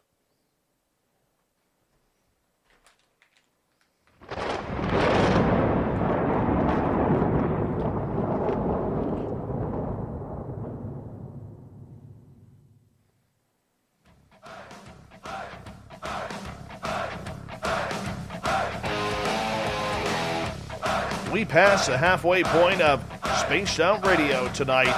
My name is Dave Scott. Thank you so much for tuning us in. We really do appreciate earning your listening ears. We want to remind you that if you've missed portions of this show or others, check out our free archives by going to youtube.com/Spaced Out Radio. Do old Davey the favor, hit that subscribe button. Our website, spacedoutradio.com, where we have a plethora of features for you, including rocking out to Bumblefoot and reading up on Captain Shirk's SOR Newswire. Follow us on Twitter at Spaced Out Radio and on Instagram at Spaced Out Radio Show. We continue on with Ghosts of the Great White North. From the Paranormal Road Trippers, based out of Vancouver, British Columbia, height unknown, weight unknown, we got Merle. And from Reno, Nevada, weighing in at 210 pounds, 6'2", military veteran Nick T. White. They are a tag team of paranormal stories for you, and we appreciate having these guys on. Gentlemen, welcome back. Thank you, Dave. Can we come out to cold music? Nothing original. Nothing original, eh? Let's go to the Bell Witch Caves. Let's roll there. Tell us about the cave. Oh yeah, let's do that. I'm ready for it. I can tell you a lot about that stuff. Have you ever got to go in anything like that, like a cave that's had like a haunting or anything, any monsters or anything like that? I've had no cave monsters. Nope. No, it's pretty wild, man. Before I even got to go there, which I really felt blessed to do it, because I grew up there right beside of Nashville in Laverne, Tennessee, and that's barely like an hour or so away. Heard about this place for just years on end and just never got to go. And then just lucky, I think it's just pure luck. That's how I got it. They just called me and said, hey, we heard you're an investigator and you live near the area. Could you help us out? And I said, yes. So that's kind of how I got to go. And I felt blessed to get to go. And then once I did, it was something, man. Just walking into the front door, there's like a gate like kind of thing. And as soon as you walk through that little threshold of the gate of that cave, it feels like you're just getting pressured, like you're getting smushed, like a car would go up in one of them little guys that goes before you throw them away, just smush them down. That's what your body feels like when you first walk into that first little threshold. It goes through like a small little, like a little aisle, like a hallway-ish, I guess it's the easiest way you could call it. And then it opens up. When you get to that first little spot where it opens up right there, you feel something. I felt something kind of towards the right side of that cave, because people even had talked about like there's apparently some kind of vortex or wormhole or something to that effect in that area. But it feels like just a static charge to me. So I don't really know what I was feeling or what I seen.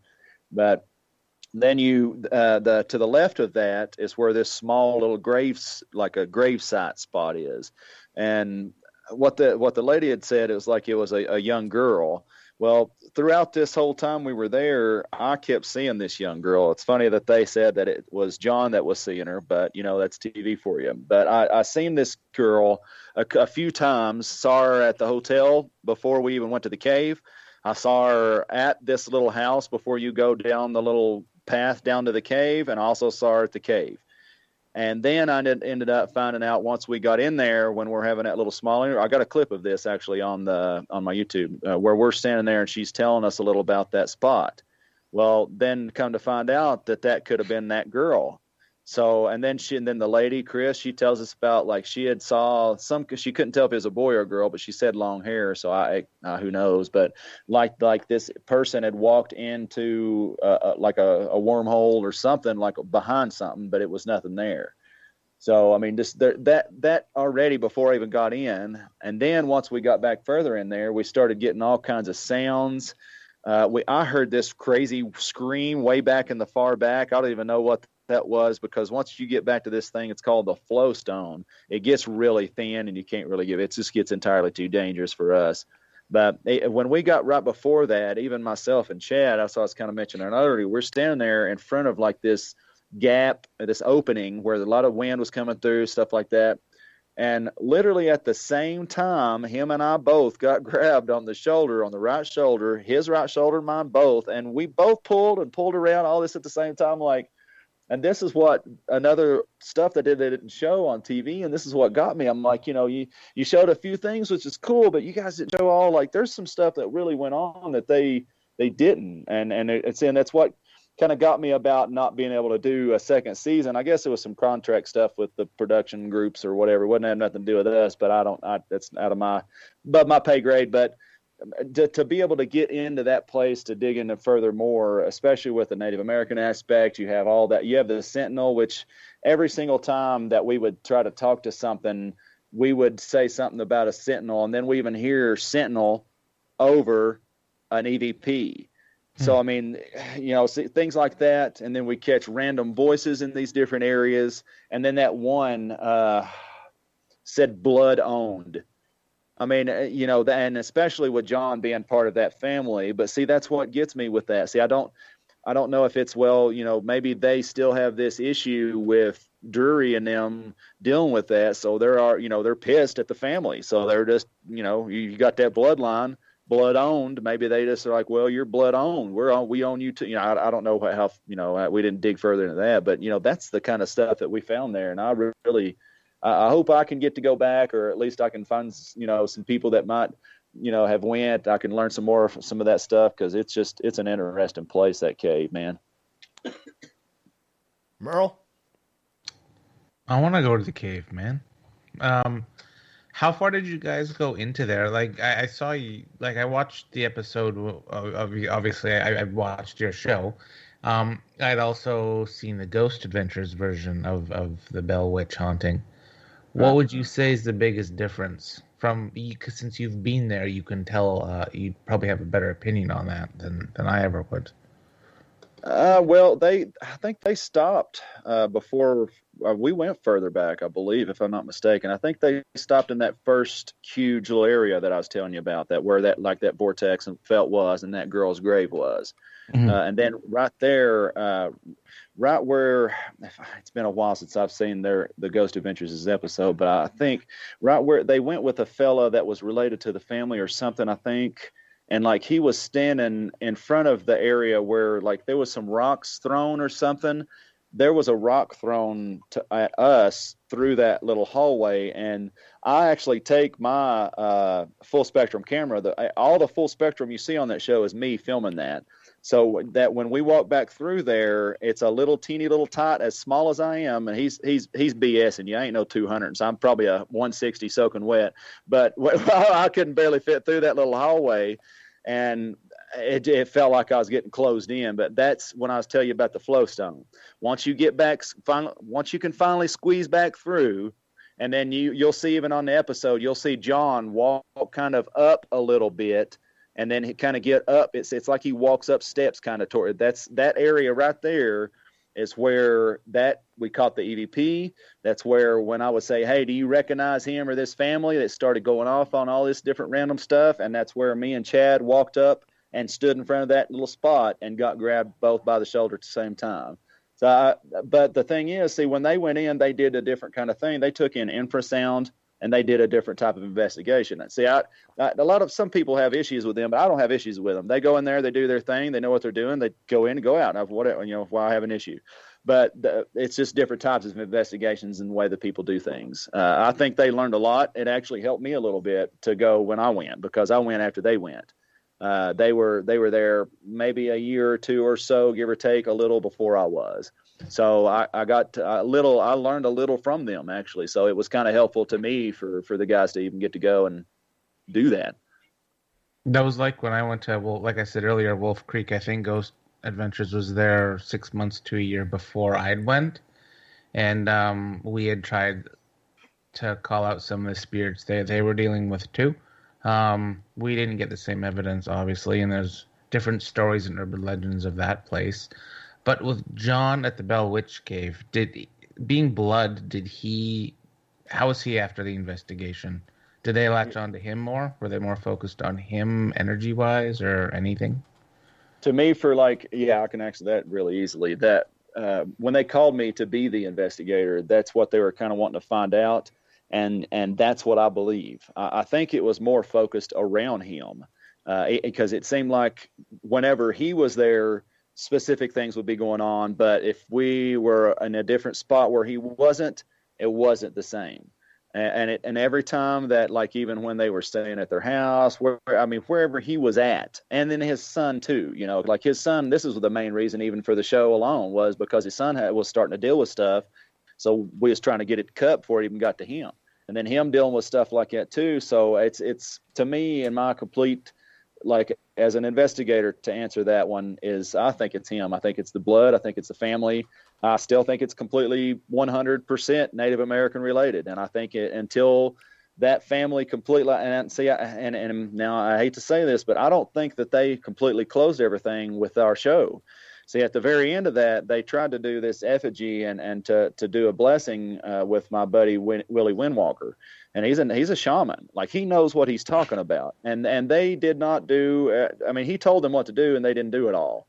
So, there you go. For number one, there you go. You didn't do exactly what the shaman told you to do. They did a bunch of other stuff. And then, but then after that, even still, John himself, he looked like he was, he's sappy, his eyes, things like that. I've still stayed in contact with him, but then I lost touch for a little bit. And he seems lately he'd been doing better. I think he's doing some other stuff now, but I don't think it's really off his family completely yet, but it seems a little bit better. It's not dealing with his son. I know his son, he's doing a lot better. Things is going on with him, but I think there's some still issues with John. I really do. Well, that would be a good one to go back to see if you can help them to ensure that things aren't happening to them outside of the cave, the curse stuff. So you think it's a curse, eh? Like, you think that's... I think, yeah. Yeah, I think it's a generational curse. I think the pastor did help a little bit, but I just think where they didn't cross all their T's and dot all their I's.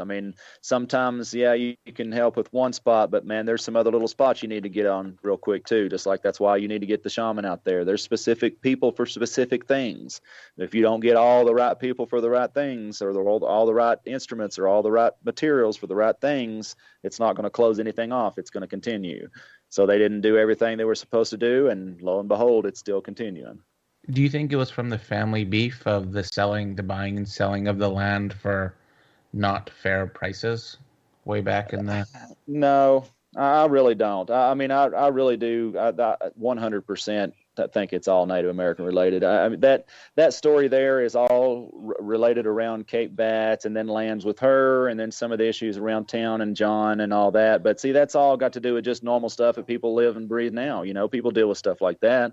True. And you got people, cursing at people saying, "Hey, I curse you. You're going to be dead tomorrow." But now we know you're not a witch. You're just saying you hate them. That's the difference now. So it's just a matter of the different era. You gotta just kind of look at it in that way. We're looking at maybe 1,000 years ago compared to what we're looking at now, and just gotta kind of deduct it better in our way of thinking now. What do you think of Pat Fitzhugh's research regarding Bell Witch? You talking about a smart dude right there. He's done some of the best research you'll ever find. Now, I mean, yeah, I might know a little bit, but buddy, if you really want to know about Bell Witch and anything about that family, you sit down with him. He'll tell you every single thing you want to know and be glad to talk about it. That's why I loved having him being a part of that, because when you have people that have a passion for the thing that they're learning about and the thing that they're purveying to you, man, it was amazing. Yeah, I love him. I love everything about that dude. And he's got books, man. If you want to learn some more about that stuff besides what I'm talking about, man, look at his books. Find him online, his website, all that stuff, man. I completely recommend that dude, completely. What does he bring to the table regarding being an encyclopedia on this case? Well, it's kind of the guy in the chair, kind of the quote unquote guy in your chair. I mean, he's got he's the researcher. He's your computer. When we get in there, if we're trying to find out, like how even Merle was saying earlier, that history of the location. For us as investigators to be able to tap into that, what may be there, we need to know these things, and we need these people that are passionate about these subjects, especially like this, that know what they're talking about. So when I go in and say myself, when I was doing it, I could say, hey, man, look, I've had this issue. Is this related to her? Did she have this type of, and he can answer me. That's a huge, huge asset for a team to have somebody like that. Do you think, as we got about 8 minutes to go here before we go to break, do you think that this is a case that will ever see the action die down? Or is there still so much hype around this case that the energy will keep growing off of it?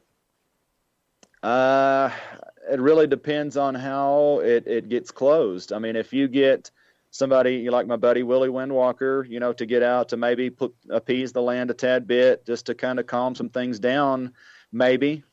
But man, if you've got to close these doors. I mean, it's just everything's a door. You open it, it's going to stay open till you shut it. And it's the same difference with this, man. Until somebody truly, sits down and blesses the land, gives some, takes some tobacco or something to the spirits, or, something just to calm things down. I don't think it's going to end. No. Merle. The closing the door, and are you talking about going back there to cross things over, so to speak? No. That's just kind of a in general kind of thing. When you start stuff until you really just kind of, calm things or close things out, it continues. That's just kind of it's a way of speaking. Like, I think that the way things will end, if it will, on that land, is if everything, if someone like Willie gets out there to be able to bless the land, to let the spirits and everything know that nobody's there to disrespect anything, and for just the peace of the people, because you're the people, your brain, your emotions control your surroundings. So it's all about all that stuff, man. It's a big thing, and I hope that it'll all end. But right now I don't see it ending, but hopefully it ain't gonna hurt nobody. I hadn't seen none of that lately, which is good. Is the current town affected by it still? As far as I know, it's just on that farm.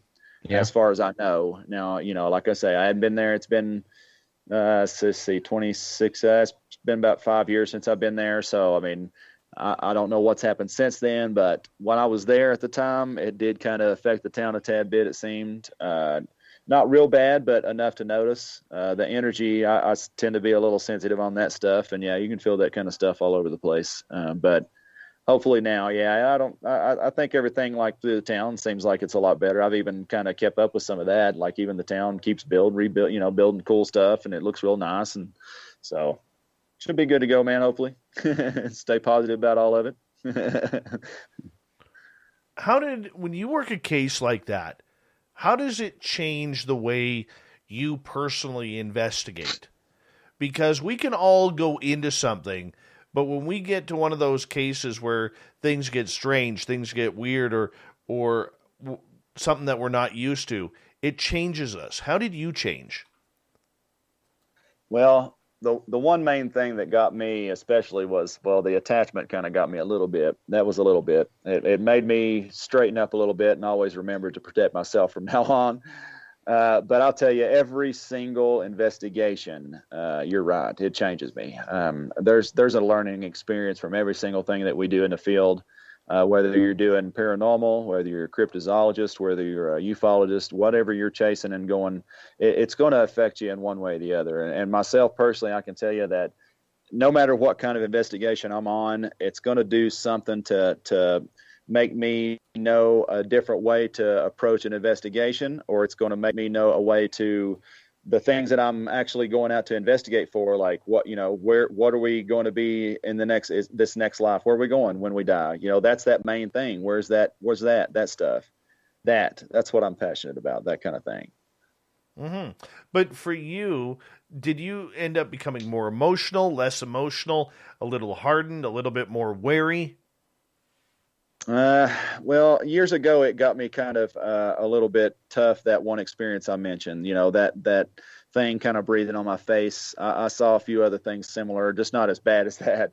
And it kind of got me a little kind of iron-skinned to a lot of this kind of stuff. So it tends to be a little bit different when I go into investigations. I go in more, that's why I say I go in kind of serious, more like a military kind of, I go in and I'm just trying to find out, either if I'm going for a family, I'm trying to help them to figure out what's bothering them. If I'm going to a location for like just the experience alone, then I'm trying to figure out if I can tap the veil, because I'm still trying to break that multiverse. So, I mean, there's always something different in each location that I can learn from and to make better for the next investigation. Mm-hmm.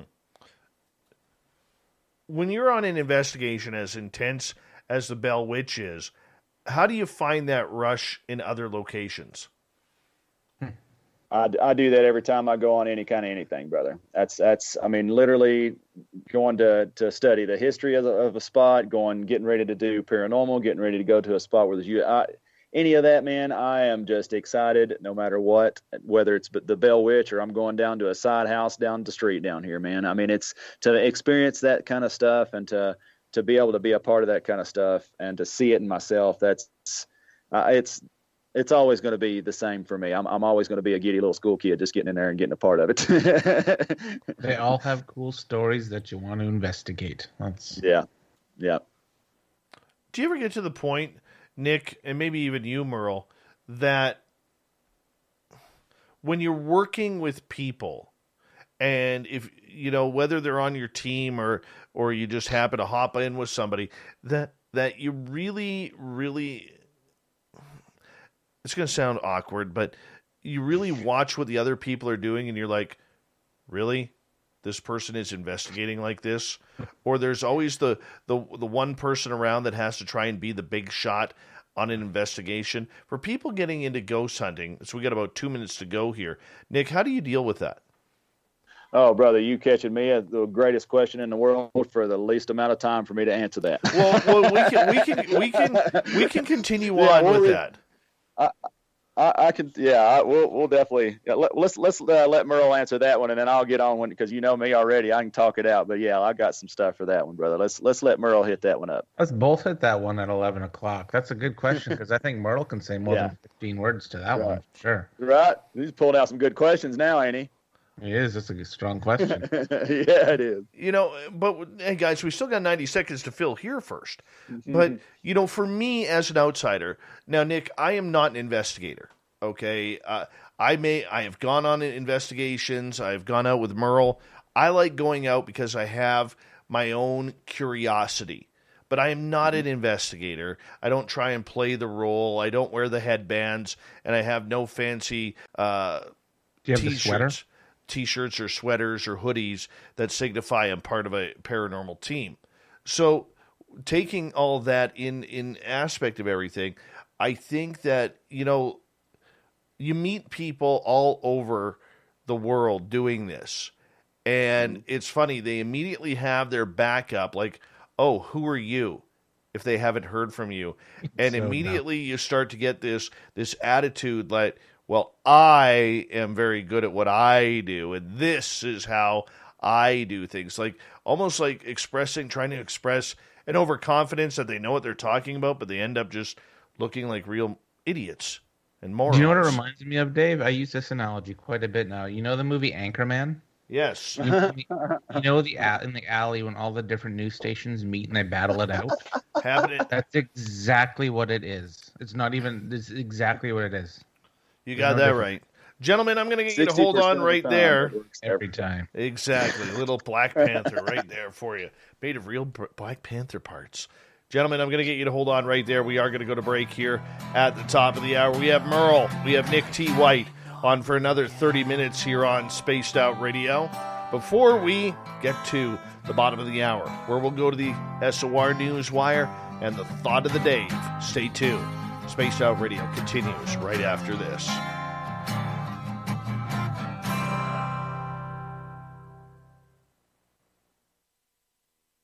Guys, I'm just going to run the dogs out. I'll be right back. You guys chat away with YouTube.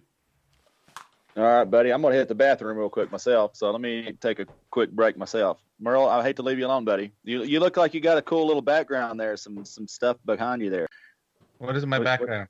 You got a house, you got some snow. Oh, that's like the 108 Mile Ranch. That's actually Dave's neck of the woods. Oh, it's nice back there. That's where I had one of my most scariest encounters of all time. So it's kind of nice. It's beautiful looking until you go in the building. Oh, Lord. Yeah, one of those. Oh, no. All right, well, I'll be right back, buddy. Sounds good.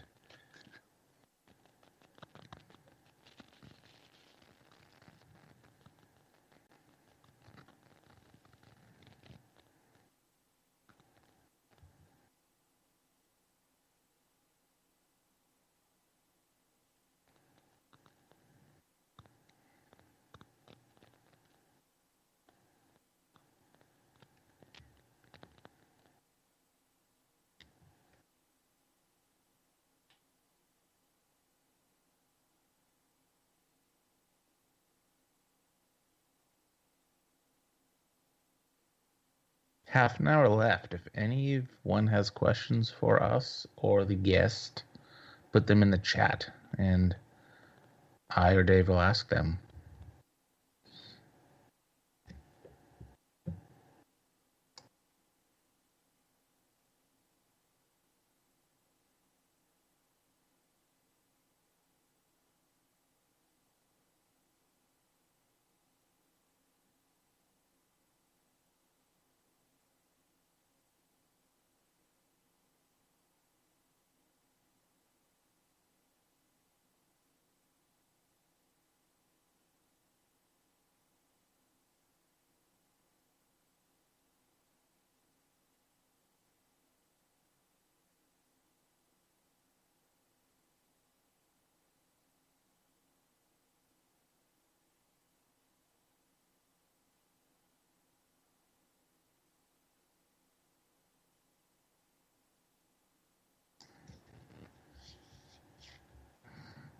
The grouse story is a little exaggerated on Dave's part. Did not happen exactly like that. And the red dot sight was loose on the rail.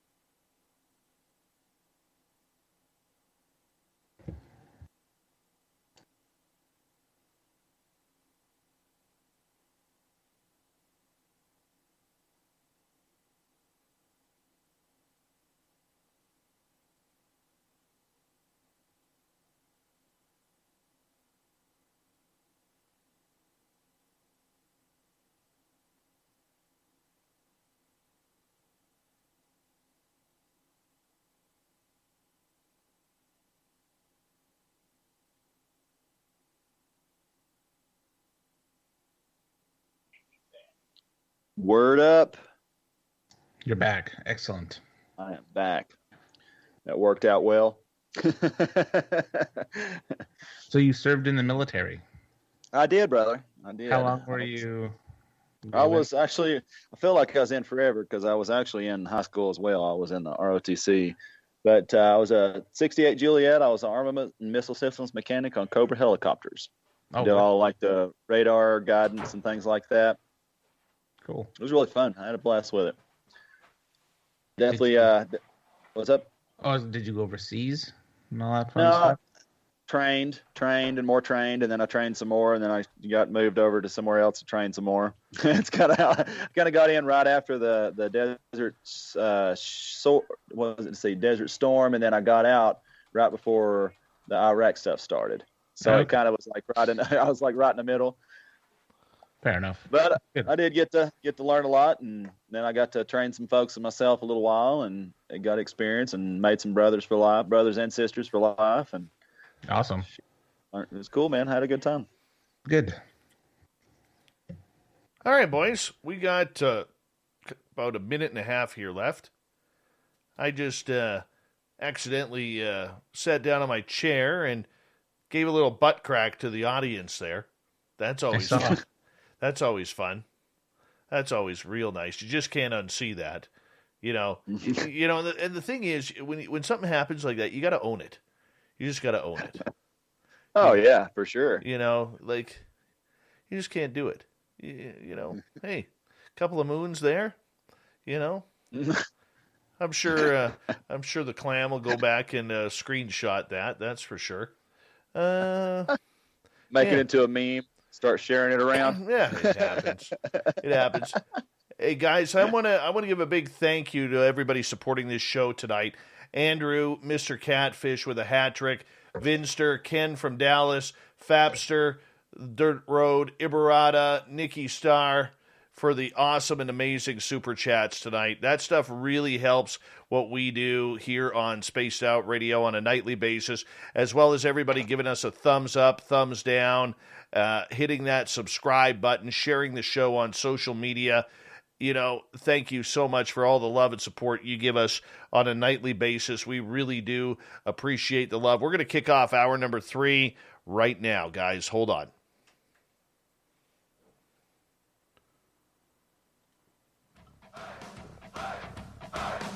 Would you like to connect with us? Head to spacedoutradio.com for all your latest show info.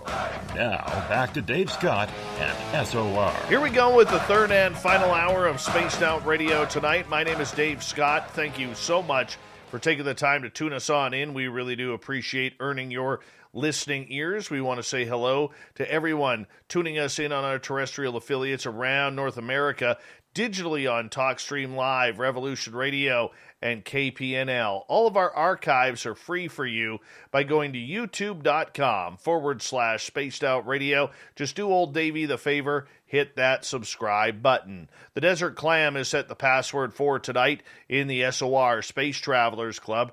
Redapertization. Redapertization is your password.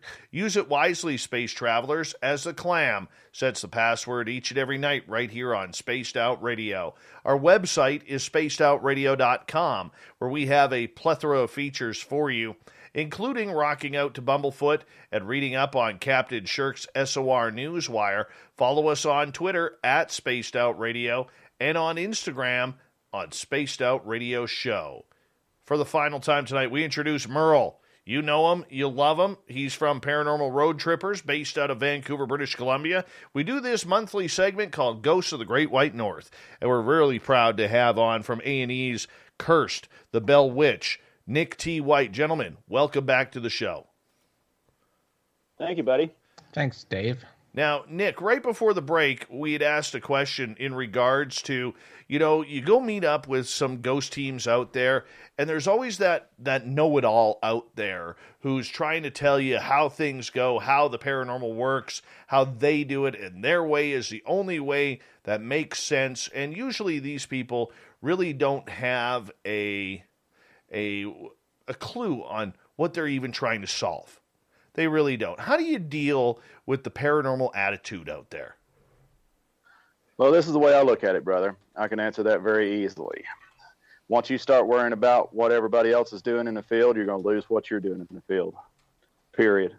There's been too many people out there that just does all this other, does one way, does the other, And then you have all these other people worried about one that says, oh, well, this one's better than that. They know this much. Everybody knows specific stuff. Now, who can tell me right now who told the first person how to do an investigation? There's no set way to do no investigation. You might have seen some on TV how other folks have done it. You might have seen friends or folks around you that see how they've done it. But there's no one way to do any type of investigation. And especially if you're going into investigation, there's no telling what you're going to have. I mean, every single one is going to be different. So as soon as you go in there, it's going to be, there's all kinds of stuff you're going to have to react to. You're going to have to just do the random stuff. So there's nobody that's going to ever tell me that one way is better than another. You just kind of go and happen. Now, and then I'm not going to worry about somebody being better than I am. If I'm the type of person, especially as a leader on my team, if somebody has a way to do it, I'm going to say, well, show me. I'd love to. If you know a better way to do it, show me. And if it works, we'll do it your way. That's the way I like, it's all about working as a team, and especially in the field to me. That just having each different people, arguing over stuff is just, to me, it's just high school stuff. There's no need none of that. I mean, we're all trying to figure out one thing. What are these ghosts or UFOs or whatever field you're in? What are these things? Why all these questions that an investigator does an investigation for. That's what we need to worry about. We don't need to be worrying about what somebody else is doing, how their equipment looks better, how their people looks better. They get bigger muscles, or they got prettier butts than I do. None of that matters to me. What matters to me is, are you a good person? Are you honest? Are you working towards the same goal that I am? And that's to make a better person, make a better life for everybody else, to help everybody else to be better people for themselves, to make a world better place. I know I sound like an old hippie, but what can I say? I am. I mean, there's been too much just bull dealt with, not just alone in the paranormal, but across this world. And if I can be one little part of making it any better, putting some hope in somebody's life or a smile on somebody's face, and to make somebody learn that working as a team is much better than trying to be better than somebody, then I will. And that's what my answer to that is, my brother. How do we come together in this field? There's so much tension. There's so many different ways to investigate. There's so much going on politically, from people trying to lock down locations to locking down territories, bullying tactics. We see it all the time. Doesn't matter whether it's here in Canada or across the United States or the world for that matter. To me, that shows complete ego. It really does. And it's a real turnoff for me in even supporting the field. That's why I really, over the years, have shied away from doing a lot of paranormal. Like when I started this show, I loved the paranormal. I wanted to hear these ghost stories, but it got a little intense, man, because every time I'd book a show, if anybody was canceling, it was a paranormal group. Then you hear people complaining or saying that we conduct scientific investigation, and that they haven't conducted anything scientific since high school. You have all of these people. Like I always say, this is my question to people. I always ask them, what do you do with your evidence? Well, we collect it, and then we analyze it. Okay, well, what do you do with it afterwards? Well, what do you mean? Well, what do you do with it? Mm-hmm. Well, we store it. Okay, well, what are you storing it for? Because the majority of groups out there have no clue that part of investigation is to come to a conclusion. Well, I'm there's 50-50 on that though, brother. See, you got some out there that really are just going out for that evidence. You're not like how I always say myself, I consider myself a paranormal investigator, not a quote unquote ghost hunter, which there's no thing wrong with that whatsoever. To me, like a quote unquote ghost hunter, just, going out, you're hunting some ghosts, you want to get some evidence, you want to see some cool stuff, you want to experience the thing and go on. But then you have folks like myself or Merle, we want to dig further in. There's it's just a different type of folks. I don't look down on those folks one bit, because to me, if you're a part of the paranormal field, you're a part of my family. So that's, it's all a different way you're reacting to things. You know what I mean? Oh, I understand exactly where you're coming from on that. And I don't disagree with you at all. But we also have to understand that these are some of the people who are going into people's residences or places of work. Sure. And, Okay. and Now that's different. Yeah. And I know if you've got people that's going in and you're taking like me, like if you're going in and taking cases actual and telling these families, hey, I'm there to help, and a family contacted you to say, hey, I've got this dark entity that's been scratching my child, can you come to help me? And they go and they get a picture or something and say, here, I found it, and take off. Those kind of people upset me and really bother me. If that's what is that what you mean, kind of like that? yeah, I mean, look, I have no problem with Yeah. somebody going out investigating the paranormal just for fun, because it is Sure. fun. It should be fun. But when you have people out there who are going out and, they've all got their team shirts or hoodies on, and, you go to their website, they all have to have the team skeptic, which I think is hilarious. And to me, it makes a mockery of something that is, how can I put it? It makes a mockery of the field for people who are actually trying to solve things. There's a difference between playing ghost hunter and actually being an investigator.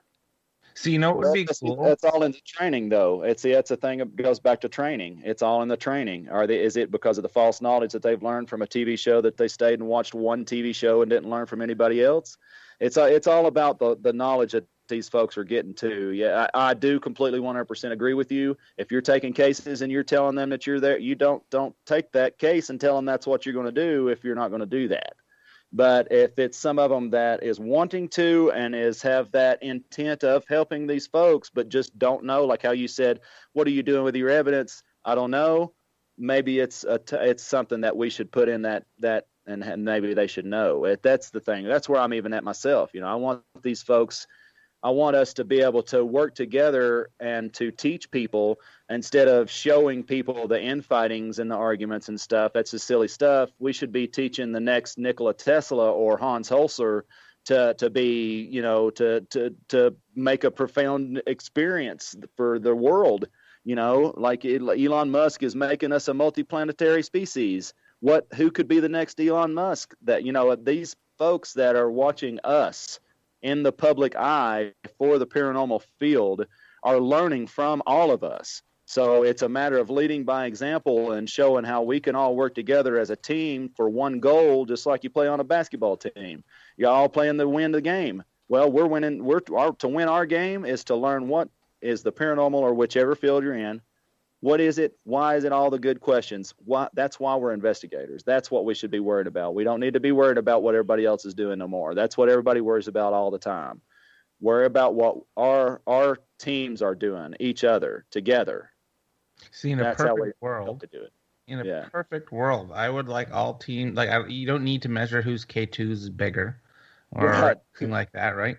In a perfect world, I'd like to see a team, say I go to location B and I get some pretty cool evidence there that I log like your classic paranormal guy. But every location I go to, I do document everything, but I document everything as where I'm going to present it. And I'll give it to anyone to see because that's what we do. We present research. But then I would like the ability to call upon another team and be like, hey, guys, you want to go check out this location? We were just there, and see if you guys can obtain the same sort of evidence, and maybe we can cross-reference what we've got and then present that to the client. But here it doesn't work like that. There's a lot of that stupid turf war stuff and all that. I think it's ridiculous. Mm-hmm. But you're right. We all are on the same team. We're all trying to find the greater goal with the paranormal. At the end of the day, we're just a couple of dudes sitting in a room talking to the air a lot of the time. Yeah. But I agree with everything you just said about we need to come up with the common, just everyone get along. Yeah. It's kind of the old school. What is it? Why can't we all just get along? The paranormal definitely needs a big hug. And the other thing too that I see with it is there's some very brilliant and talented people in this field. And the majority of them are not big names. They're not people who are out running around trying to build the biggest group on Facebook or the biggest group in their state or province. They're not those people. They do their job quietly. I always point people in the direction of, and I'll use David Weatherly as an example here because I do think that highly of him. You know, a guy like David Weatherly, he's not seeking TV. TV seeks him out. All right? If you're good enough, TV is going to seek you out. All right? But with David, all right, he doesn't have a giant team. He has people set up all over the place that if he is in Montana or if he's in Manitoba or if he's in New York or Arizona, Nevada, British Columbia, he can immediately hook up with the people and say, look, I'm hearing this stuff out of this place. This is where I want to go. What do you know about it? Are you coming along with me? And that's how he gets it done. And yet there's no ego involved. Nothing. Yes, love it. Love it. Love him and love the group. And I've kind of done a little similar and probably kind of because of him a little bit is I've created the Cage of Darkness family. And there's different groups that's across the world, literally, that, we don't change their name, none of that kind of stuff. It's kind of like the networking, say there's somebody in Norway that has an issue. Well, literally we have a team that we can contact and say, hey man, can you get a hold of somebody or do something? And that's just like you're saying, David, see, everybody wants to help. It's all about help, man. We got to just work together, help each other and get this stuff done. And I fully support that. I have people like in Wisconsin and Washington, Oregon, California, all people that I can call if people come to me for issues, which they do sometimes, like on Instagram, that they'll message me and I'll point them in the direction of people in those locations. And that's what it's about, just helping people and pointing them in the right direction. Well, you got another person to call too if you need anything, buddy. I got you back. Likewise. It'd be good. Right on. Nick, I want to ask you this. What do you think we're missing in the paranormal to get more answers? Heart, man. Agreed. We got to get. I mean, really. It's. I know I'm just going to beating the dead horse kind of thing, man. But it's just always everybody's just worried about everybody else. That's just the main thing. We just need some heart. We got to put our heart back in the right place. That's it. Sorry, I was cut it short real fast on that one. I was just kind of short and sweet on that one, wasn't it? and it's a great answer. But what about for investigation? Should we have goals? Every time we go out in that field, should we have goals on what we are trying to accomplish? It depends on what you're doing. I mean, if you're going there as you're an investigator going for, a family, things like a cases thing, you're going for reasons. It just depends, man. It just really depends on what you're going for, in my opinion. There's a big difference, though, between doing investigations for the sake of fun and doing investigations and helping people and solving little mysteries. What, in your opinion, what's the difference between the two? Oh, I got you. Well, if you're there to solve stuff, then you're wanting to dig in further, like the research and to learn more and to further something. If you're there for an experience, then that's kind of a different experience. You're just there to get the thrill or to see something that you've never seen before, or somebody's told you, stuff like that. I mean, maybe that's how to answer that, I guess. You know what's missing? What's missing that more teams need to do? The aftercare, the cleanup. Yeah, no doubt. No one wants to do the cleanup because that's the hard, that's the boring part. Right. They just go in, say something, and take off. There's never that closure and that end, that finish. No, every location, like the location I went to in the town on the Sunshine Coast here a couple of weeks ago, I messaged them every few days. Has anything new happened? What's any more activity? Because I care. I want to know. I want to make sure we didn't stir anything up for the negative. Right. You followed up with them. Absolutely. And we went back there in September, and I have them literally logging. I want them to log all of their activities from now until September. So then I have that piece of paper or whatever in front of me for when I finish doing my evidence review and everything I did, because then I can maybe come up with a conclusion of who or what or anything like that can be going on. try to find consistency of the investigations. Mm-hmm. It's that one extra step that is lacking. A lot of people need, in my opinion, need to do more is the aftercare, the go back for like a secondary investigation to see if anything, depending on the evidence you got, will collaborate with a secondary investigation, or did the things move on, or did they get did they give me a message to give to the client and now they're resolved? There's so many questions, like and well, it shows you care too. I mean, if you don't care about people, then you really, to me, I don't think it's hard to be a real actual investigator, like taking cases and things. I mean, when I, just like you're saying, if I'm going, and there's many that I've done cases for that I, like you saying, like I'll call up once in a while and just say, hey man, how you doing? Hey, what's up? How's things going? Things going good? Da, da, da, da, da. And sometimes people just want to talk. So it's just like they're happy that you even, pretty much just give a shit to call them. They're excited about that. Yeah, relationship. Yeah. I mean, people really appreciate that you care about them, and especially when you're dealing with like paranormal or something like that, because sometimes people are really already afraid to even talk about that kind of stuff, because they may be one of them ones that's really embarrassed to say, hey, I've got some weird ghosty demonic or something evil in my house, because they may think you're weird or something. So, I mean, they're already trying to get up enough courage to even talk to you in the beginning, much less, anything else. So 100%. We've got about just under 4 minutes to go here before we got to say goodnight to you guys. And Nick, I want to say thanks for coming on the show tonight. It's been absolutely fantastic to have you join Merle and I tonight. What's your year look like? What's your summer look like in the paranormal and trying to get things established in Reno? Well, I'm actually going to be trying to move on up into Virginia City itself and really be a full part of the town. I've got a lot of plans for YouTube stuff. I've got, yes, I do have a lot of paranormal. Of course, that's one of the most haunted places in the world in Virginia City. So there's a lot of cool stuff I've got planned out. I'll be talking to the Mackay Mansion. I've got talking with Scott, the owner of the Washoe Club. Have some plans. We'll be talking with him about few other things throughout the whole city. We'll be doing some stuff like that.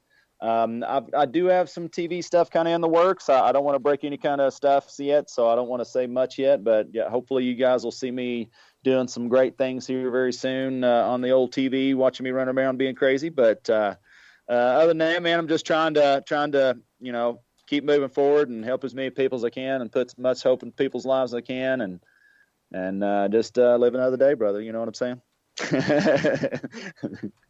Oh, I hear you there. And how about for you, Merle? What do you got coming up? Well, got something coming up with you, Dave, so TikTok on that. Got another thing coming up that I can't really speak about. Man, if COVID wasn't here, I would have been in the States probably 3 or 4 times already. And we do have a handful of investigations throughout BC, COVID depending, July and August. We're doing a big Valley of the ghost hunt for about 2 weeks. All the different abandoned mining towns that are torn down and no one's there, ghost towns.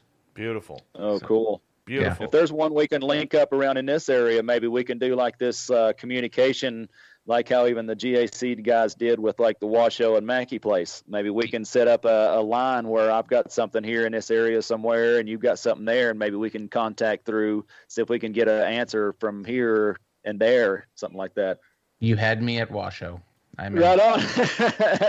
It doesn't take much to get Merle excited. Gentlemen, I'm just going to get you guys to pause here because I want to let our audience know. I just actually found this out a few minutes ago. Our former guest, Nelson Dellis, he has tried to climb Mount Everest 3 times. Well, I just got a message from him this evening saying hello, as he is 2 days away from making his 4th attempt to try and climb Mount Everest. And he's heading to base camp in 2 days to start his 4-week acclimation before starting his ascent, which will be probably in early to mid-May when the door opens up, because there's only a short window there. So we need everybody in Spaced Out Radio Land to send Nelson the power, the strength, and the ability to finally get on top of Everest. You know, rock it out, Nelson. Yeah, absolutely. I am so pumped for this. Oh, yeah. You know, we were going to do a paranormal investigation there with him, send him a bunch of gear. Wow. He said, dude, I was going to call you, but this happened so fast, I didn't have a chance to get a hold of you. And all of a sudden, boom, I'm on an airplane and I'm on my way to Everest. And this is where we sit. So we're going to try and hook up with him in the coming weeks here as he gets acclimated from base camp. Can he yell Merle from the top? We'll see. We'll see. He's almost died twice, so hopefully he'll have time. Spaced Out Radio continues with the SOR Newswire and the Thought of the Day next.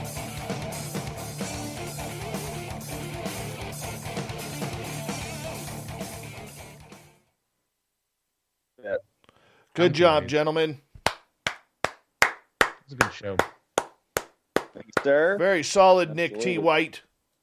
Oh, thank you, buddy. No problem. No problem. That was a lot of fun. Absolutely. That went quick. Very fast. Yeah, I did. Very fast. And I even showed my ass on the air. Hey, you know, just get anything for ratings, man. Why not? I hear you. And of course, my resident desert clam caught a shot of it. He went back. I don't know how he does it so quickly, but he went back and screenshotted it. So thank you, Clam. Appreciate that. Fun. Mm-hmm. And you got your YouTube super pay or super hyper thing for showing your butt. Yeah, I did. It's awesome. Awesome. Nick, I hope you had a good time with us, man. Absolutely, man. Absolutely. I'm just glad to even be asked. And, man, we can do this anytime, buddy. Anytime. Oh, for sure. For sure. That's going to be great. Absolutely going to be great. And I'm looking forward to it. And we'll stay in touch. And Merle, you make sure you get Nick's intel here. And that way you guys can stay in touch, too. But, gentlemen, I got to go get ready for the news. Merle, we'll talk to you tomorrow or the next day. And Nick, thank you again, buddy. Great show. Hey, thank you. Thank you for making us sound good. Man. Oh, you should. You made me sound good. All right, buddies. Take care. Ciao. All right. Good night. Merle.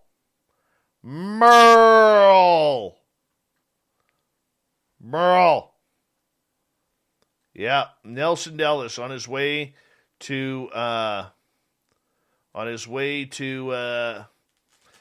Mount Everest. 2 days until he's in base camp. God, I want him to do it. He's got 2 kids now. You know, they're all cheering Daddy on. His beautiful wife. I so want him to do it. I want it to be this time.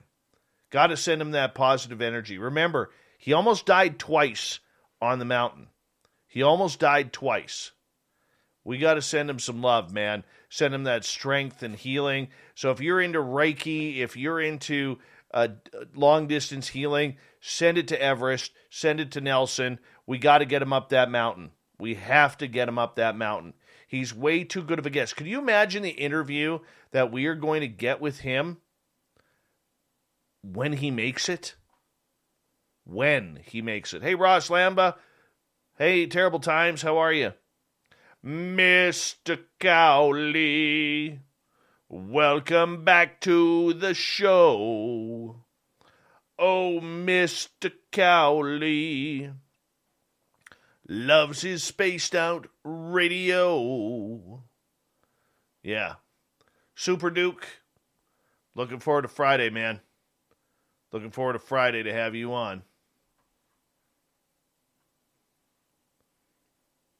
Mm-hmm.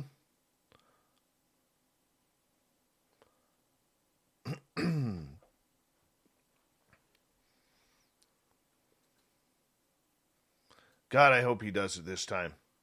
He's going to. I can feel it. Totally feel it.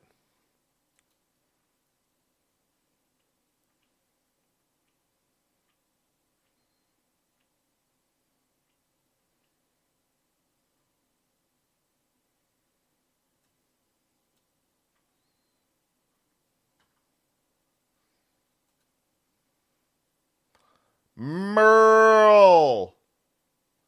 MERLE. All MERLE. All day.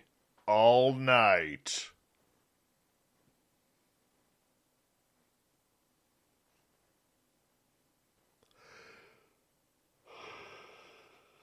Good night, the gorgeous and talented Emily Bigelow, a.k.a. Alaska's greatest athlete.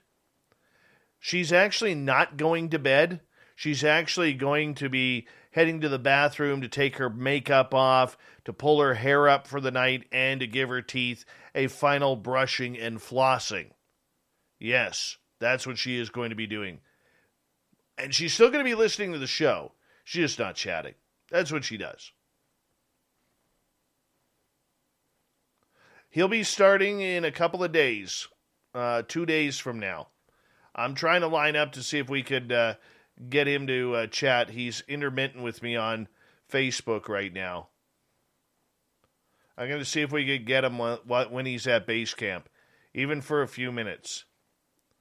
Great show also, Dave. Last night was 101,000,000% dope. It's a mess. Well, let's do it twice. Good night. Good night. Good night. All right, here we go, everyone.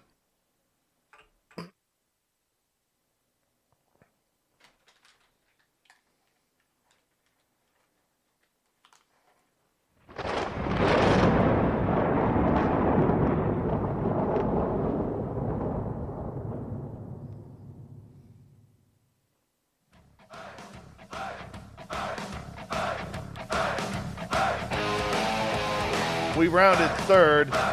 We're heading for home tonight on Spaced Out Radio. My name is Dave Scott. Thank you so much for taking the time to join us. I really do appreciate earning your listening ears. Want to remind you that if you've missed most of this show or others, you can check out our free archives by going to youtube.com/Spaced Out Radio. Do old Davey the favor, hit that subscribe button.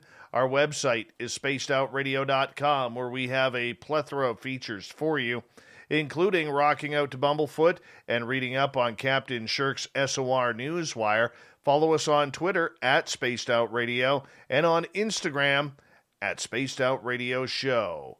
Speaking of the news, where do we got it here? Let's do it.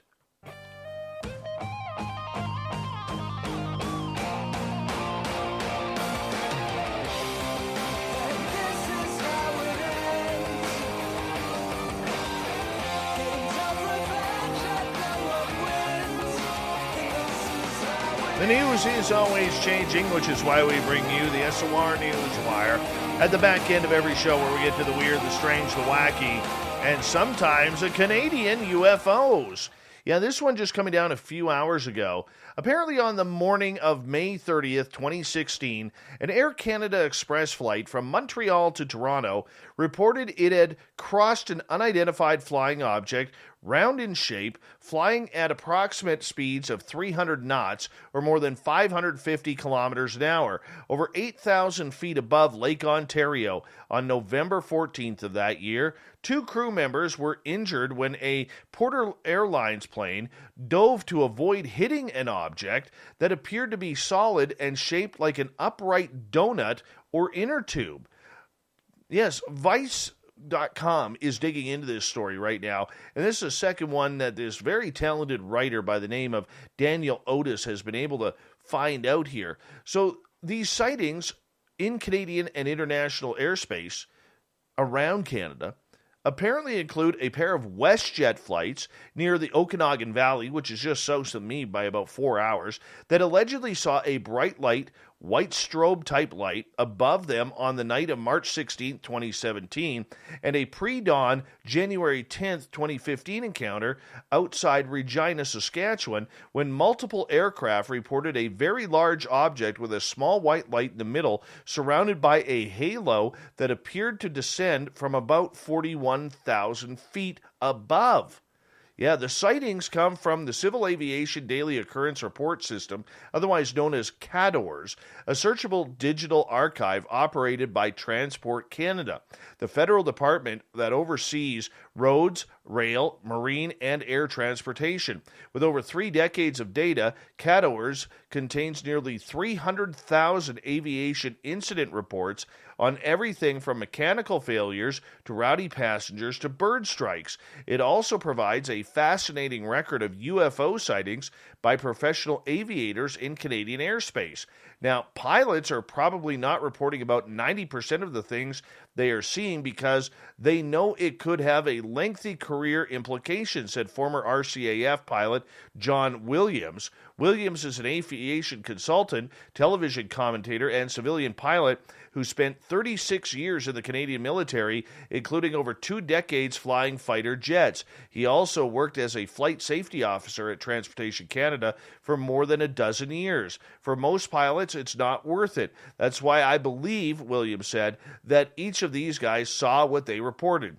Although brief, CADORS cases can still be enigmatic, such as a single-sentence entry from the morning of October 25th in 2005, when air traffic controllers received reports from 4 different aircraft flight crews of a shiny silver object over Toronto at roughly 30,000 feet, which turned sharply and moved rapidly to the southeast over Lake Ontario. Many are scant on detail, like the one from the night of November 12, 2015, when an undisclosed flight of 34,000 feet above Saskatchewan reported a bright white light high above the aircraft and advised that it was not a meteorite or another aircraft, very explicitly using the term UFO, such as the Qatar Airways flight south of Grand Prairie, Alberta, that reportedly noticed an unidentified flying object in broad daylight on December 18, 2016, in an account that offers no visual clues.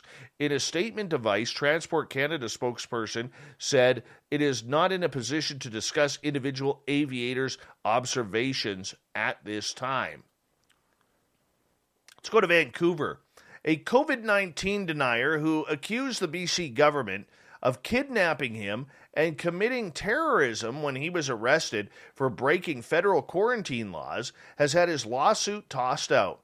Mac Parhar, a vocal member of the Flat Earth conspiracy community and the anti-mask movement, has also been ordered to pay the government $750 in court costs. In a decision that was handed down last Friday, BC Supreme Court Justice Murray Block variously described Parhar's civil suit over his arrest as frivolous and vexatious, embarrassing or scandalous, and an abusive process that does not set out any assertions of fact. Parhar was arrested in November 2020 for repeatedly breaking mandatory quarantine after returning from a Flat Earth conference in the U.S., violations he bragged about during a rally in front of the Vancouver Art Gallery. He currently faces multiple charges in connection with that incident and is scheduled to go to trial in criminal court this summer.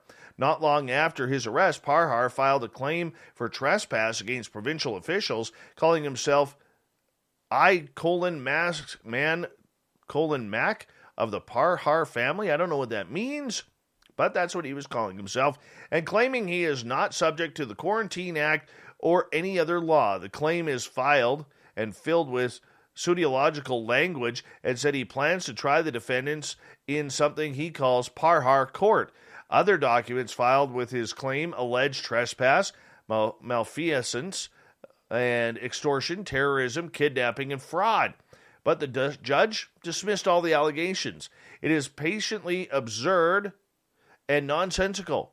It is difficult to understand how anyone could come to believe any of its concepts, the judge wrote on Parhar's notice of claim.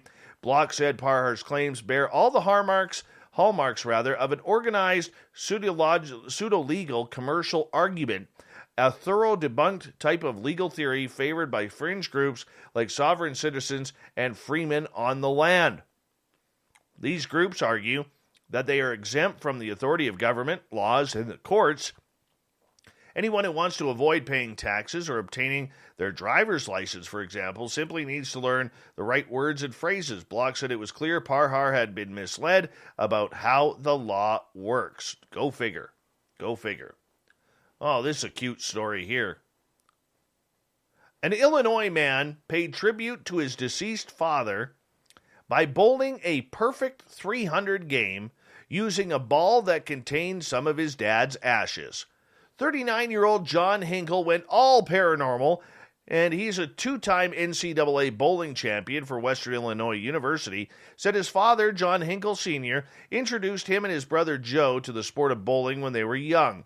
Hinkle said that his two-handed bowling technique means he is only allowed 2 fingers in the holes of his ball, so he had the thumb in one hole on his ball filled with some of his father's ashes after the older Hinkle died in 2016. I was talking to my brother and told him, I'm shooting a 300 with this ball, Hinkle said, and Joe said, do it. Hinkle's prediction came true on April 12th when he rolled a perfect game at Landmark Lanes in Peoria. I had tears in my eyes in the 11th and 12th frames. I couldn't tell you where the last ball went. I had so many tears just throwing it, Hinkle said. Hinkle, who has bowled several 300 games during his time in the sport, said the game was especially significant since his father never quite managed to shoot a perfect game. It's special. Dad shot 298, 299, never had a 300. I had goosebumps, chills, Hinkle said. He was there. Good family story right there. A man has gone to trial in Spain for allegedly killing his mother, cutting up her body, and eating her remains. Alberto Sanchez Gomez was arrested in 2019 after police went to the home of his 66-year-old mother following concerns from a friend. Police say they found body parts scattered around the apartment, some kept in plastic containers. The defendant has now told the court that he does not remember dismembering and eating his mother. He is reported to have been suffering from personality disorder as well as a drug habit prior to his arrest. Spanish media say he had been known to police because of violence against his mother, Maria Soledad Gomez, and that he had breached a restraining order at the time of his arrest. The court heard of this macabre scene police found at the home in eastern Madrid in February 2019. Some of the human remains were in the process of being cooked and others stored in containers. The defendant, who was 26 at the time, reportedly confessed to strangling his mom and said he had sometimes eaten body parts and sometimes given them to the dog. Ugh. The trial continues. Throw a book at him. He's done. A hospital employee in Italy has been accused of skipping work on full pay for 15 years. Not 15 days, not 15 hours, not 15 weeks or months, 15 years. The man is allegedly to have stopped turning up for work at the hospital, I'm not even going to pronounce it, in the southern city of Catanzaro in 2005. He is now being investigated for fraud, extortion, and abuse of office. He was reportedly paid £464,000 in total over the years he thought to have been working, but he wasn't. 6 managers at the hospital are also being investigated in connection with the alleged absenteeism. The arrests are the result of a lengthy police investigation into absenteeism and suspected fraud in the Italian public sector. The employee was a civil servant and was assigned to do a job in the hospital in 2005. It was at this point he just stopped going to work, the police said. The police have also accused him of threatening his manager to stop her from filing a disciplinary report against him. The manager later retired, police said, and his ongoing absence was never noticed by her successor or human resources. How do you miss that? If you're looking through the employee list, how do you not know that the person isn't there? I don't know. A young man, this is a disturbing story here. A young man from Gravenhurst, Ontario, who was skating at a park over the weekend, said Ontario provincial police officer shoved a 12-year-old boy to the ground unprovoked. Brody O'Hare, who's 19, posted a video to Instagram Monday showing an OPP officer pushing a child on a scooter onto the ground at a skate park in Gravenhurst, about a 2-hour drive north of Toronto. The incident comes amid widespread criticism of the province's crackdown on outdoor activities during a surging third wave of COVID-19. Now, O'Hare, who did not shoot the video, says that the officer shoved the boy to the ground for no reason. He said the boy had been complying with the officer's demands that he put a mask on, which is not required by law outdoors in Ontario. The boy didn't cuss at him or talk back. He complied completely, O'Hare said. That little boy did not deserve to be shoved basically full force to the ground. That cop stiff-armed him. In a statement issued Tuesday, OPP Commissioner Thomas Carrick said Peel police are investigating an incident that took place April 18th involving a member of the Bracebridge OPP and a young person. Officers stopped to speak to a group of young people, none of whom were wearing masks or social distancing. Officers attempted to interact with the youth, which led to the physical confrontation between one officer and one young person. In response to a list of specific allegations, the OPP said it could not comment because the situation is under investigation. Now, I've seen this video, and I really try to side away from things like this, but there was two cops there, and the bigger cop shoved him, and the kid went flying about 6 feet from his scooter. Pretty bad. Pretty bad. Not cool at all. This guy deserves a job at the mall. In the distance, a male cop shoves a boy off his scooter, causing him to fall in the grass. Another cop is on the scene. O'Hare said the cop who shoved the child is the same person shouting, "Do not touch me," in the video, but said the boy did not touch the officer or talk back to him at all. He said the park was open when officers came in and began demanding that kids and teens wear masks and asking a couple of them for identification. O'Hare said that the cop who pushed the child seemed aggressive. Yeah, really, check out the video. And a few of the older teens were lipping him off. O'Hare said the cop told the 12-year-old to get his mask on and that the park was now closed. He said the boy responded that he was going to leave, to which the cop began demanding his ID and his parents' phone number. This cop was just aggravated from a few other kids that were lipping him off, not wearing masks. I guess that's what triggered him, O'Hare said. He yelled at the kid for not complying to the ID. 12-year-old doesn't have ID. Yeah. Oh, yeah. This is going to get messy here. All right. A woman was forced to rush her beloved pet to the vet because she found a strange bone in her backyard alongside a chilling note suggesting that the bone had been laced with poison. Nice neighbor. A letter left at the scene claimed that the dog barks too much and therefore must be poisoned. 66-year-old Sherry Blair from North Sydney made the horrific discovery near her home at around 6 a.m. Monday morning. She immediately rushed her Portuguese Podengo Jolene off to seek medical assistance as she remained at the veterinary center all day long. It all started when the dog failed to return to Sherry in the garden as per usual, and that's where she discovered the bone around the corner with the note. She says, "It was one of those things that you have to go to the pet store to get there, and like a freeze-dried bone, quite big." Cherie said she initially chucked the bone over the fence and thought little more of it, but then she found the terrifying letter. She said, "Something made me go down there again, and then when I looked down, there was a letter, but it was sealed in an envelope, and it had a message on it. The note read, 'Your dog is to be poisoned. Too much barking. Sorry, but no choice. Your fault.'" Blair said, "I just started freaking out and I started screaming at my husband to go get the bone. They couldn't even spell on the letter." Yeah, it was bad penmanship for sure. Yeah, fault is spelled F-A-L-T. Yeah. So anyways, gets the dog to the veterinary clinic and they're checking the dog out. Dog is going to be okay, thankfully, because, you just don't do that to a pooch. Look, everybody has neighbors who don't like their dogs barking, or everybody has that neighbor with the dogs barking. But you don't poison the dog. You talk to the people. You talk to the people. Lack of communication here, man. Lack of communication.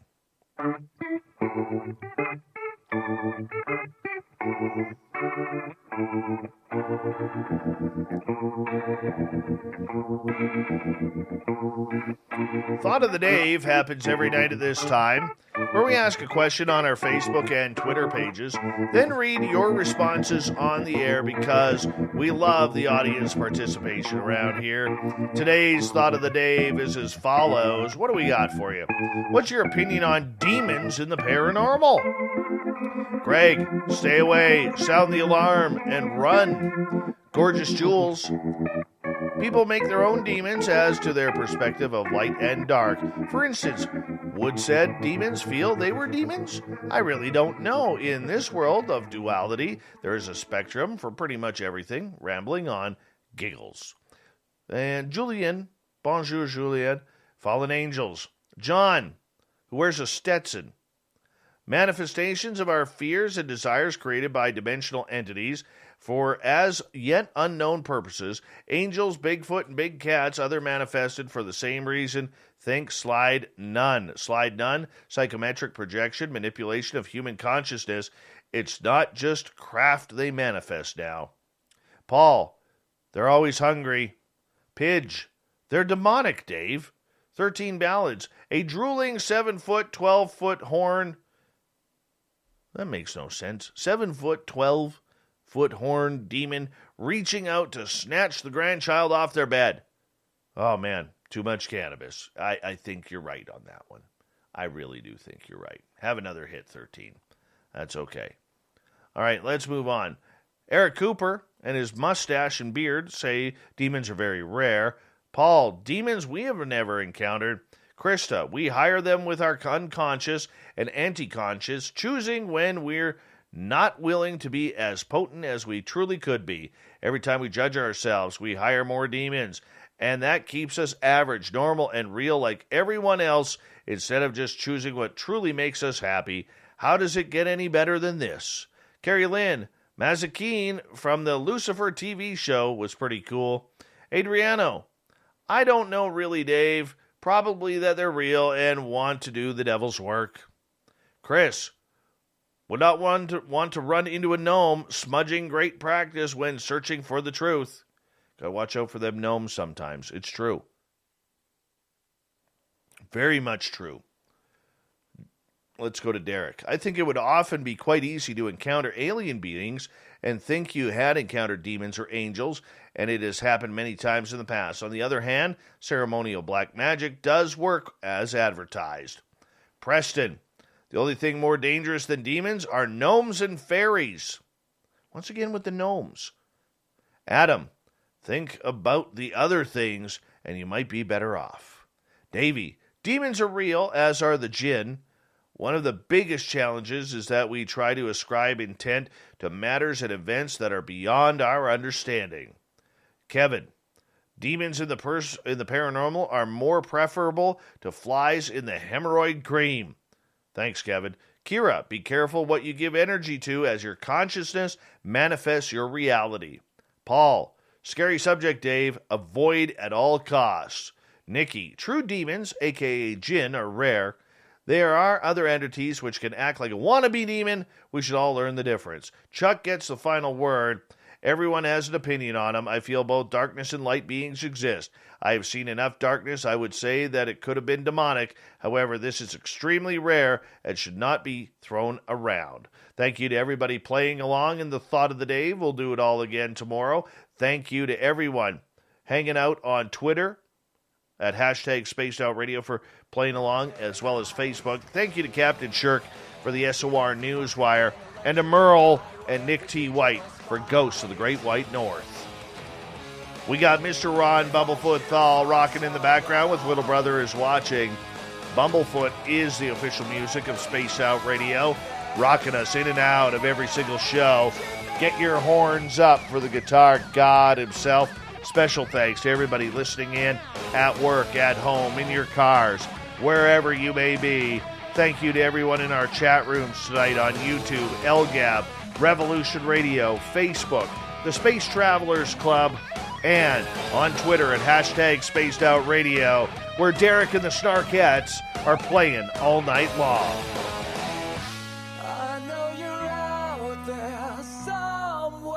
Remember, this show is copyright by Spaced Out Radio and SOR Media Ventures Limited. Thank you so much for choosing to share your evening with us, because together, my friends, we're watching. We own the night. Mr. Bumblefoot, we need a favor. We need you to take us home.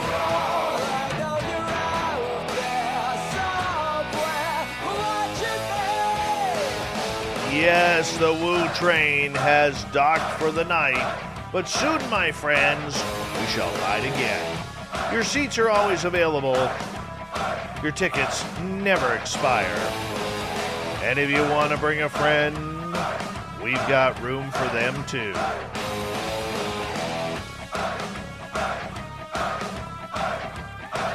Good night.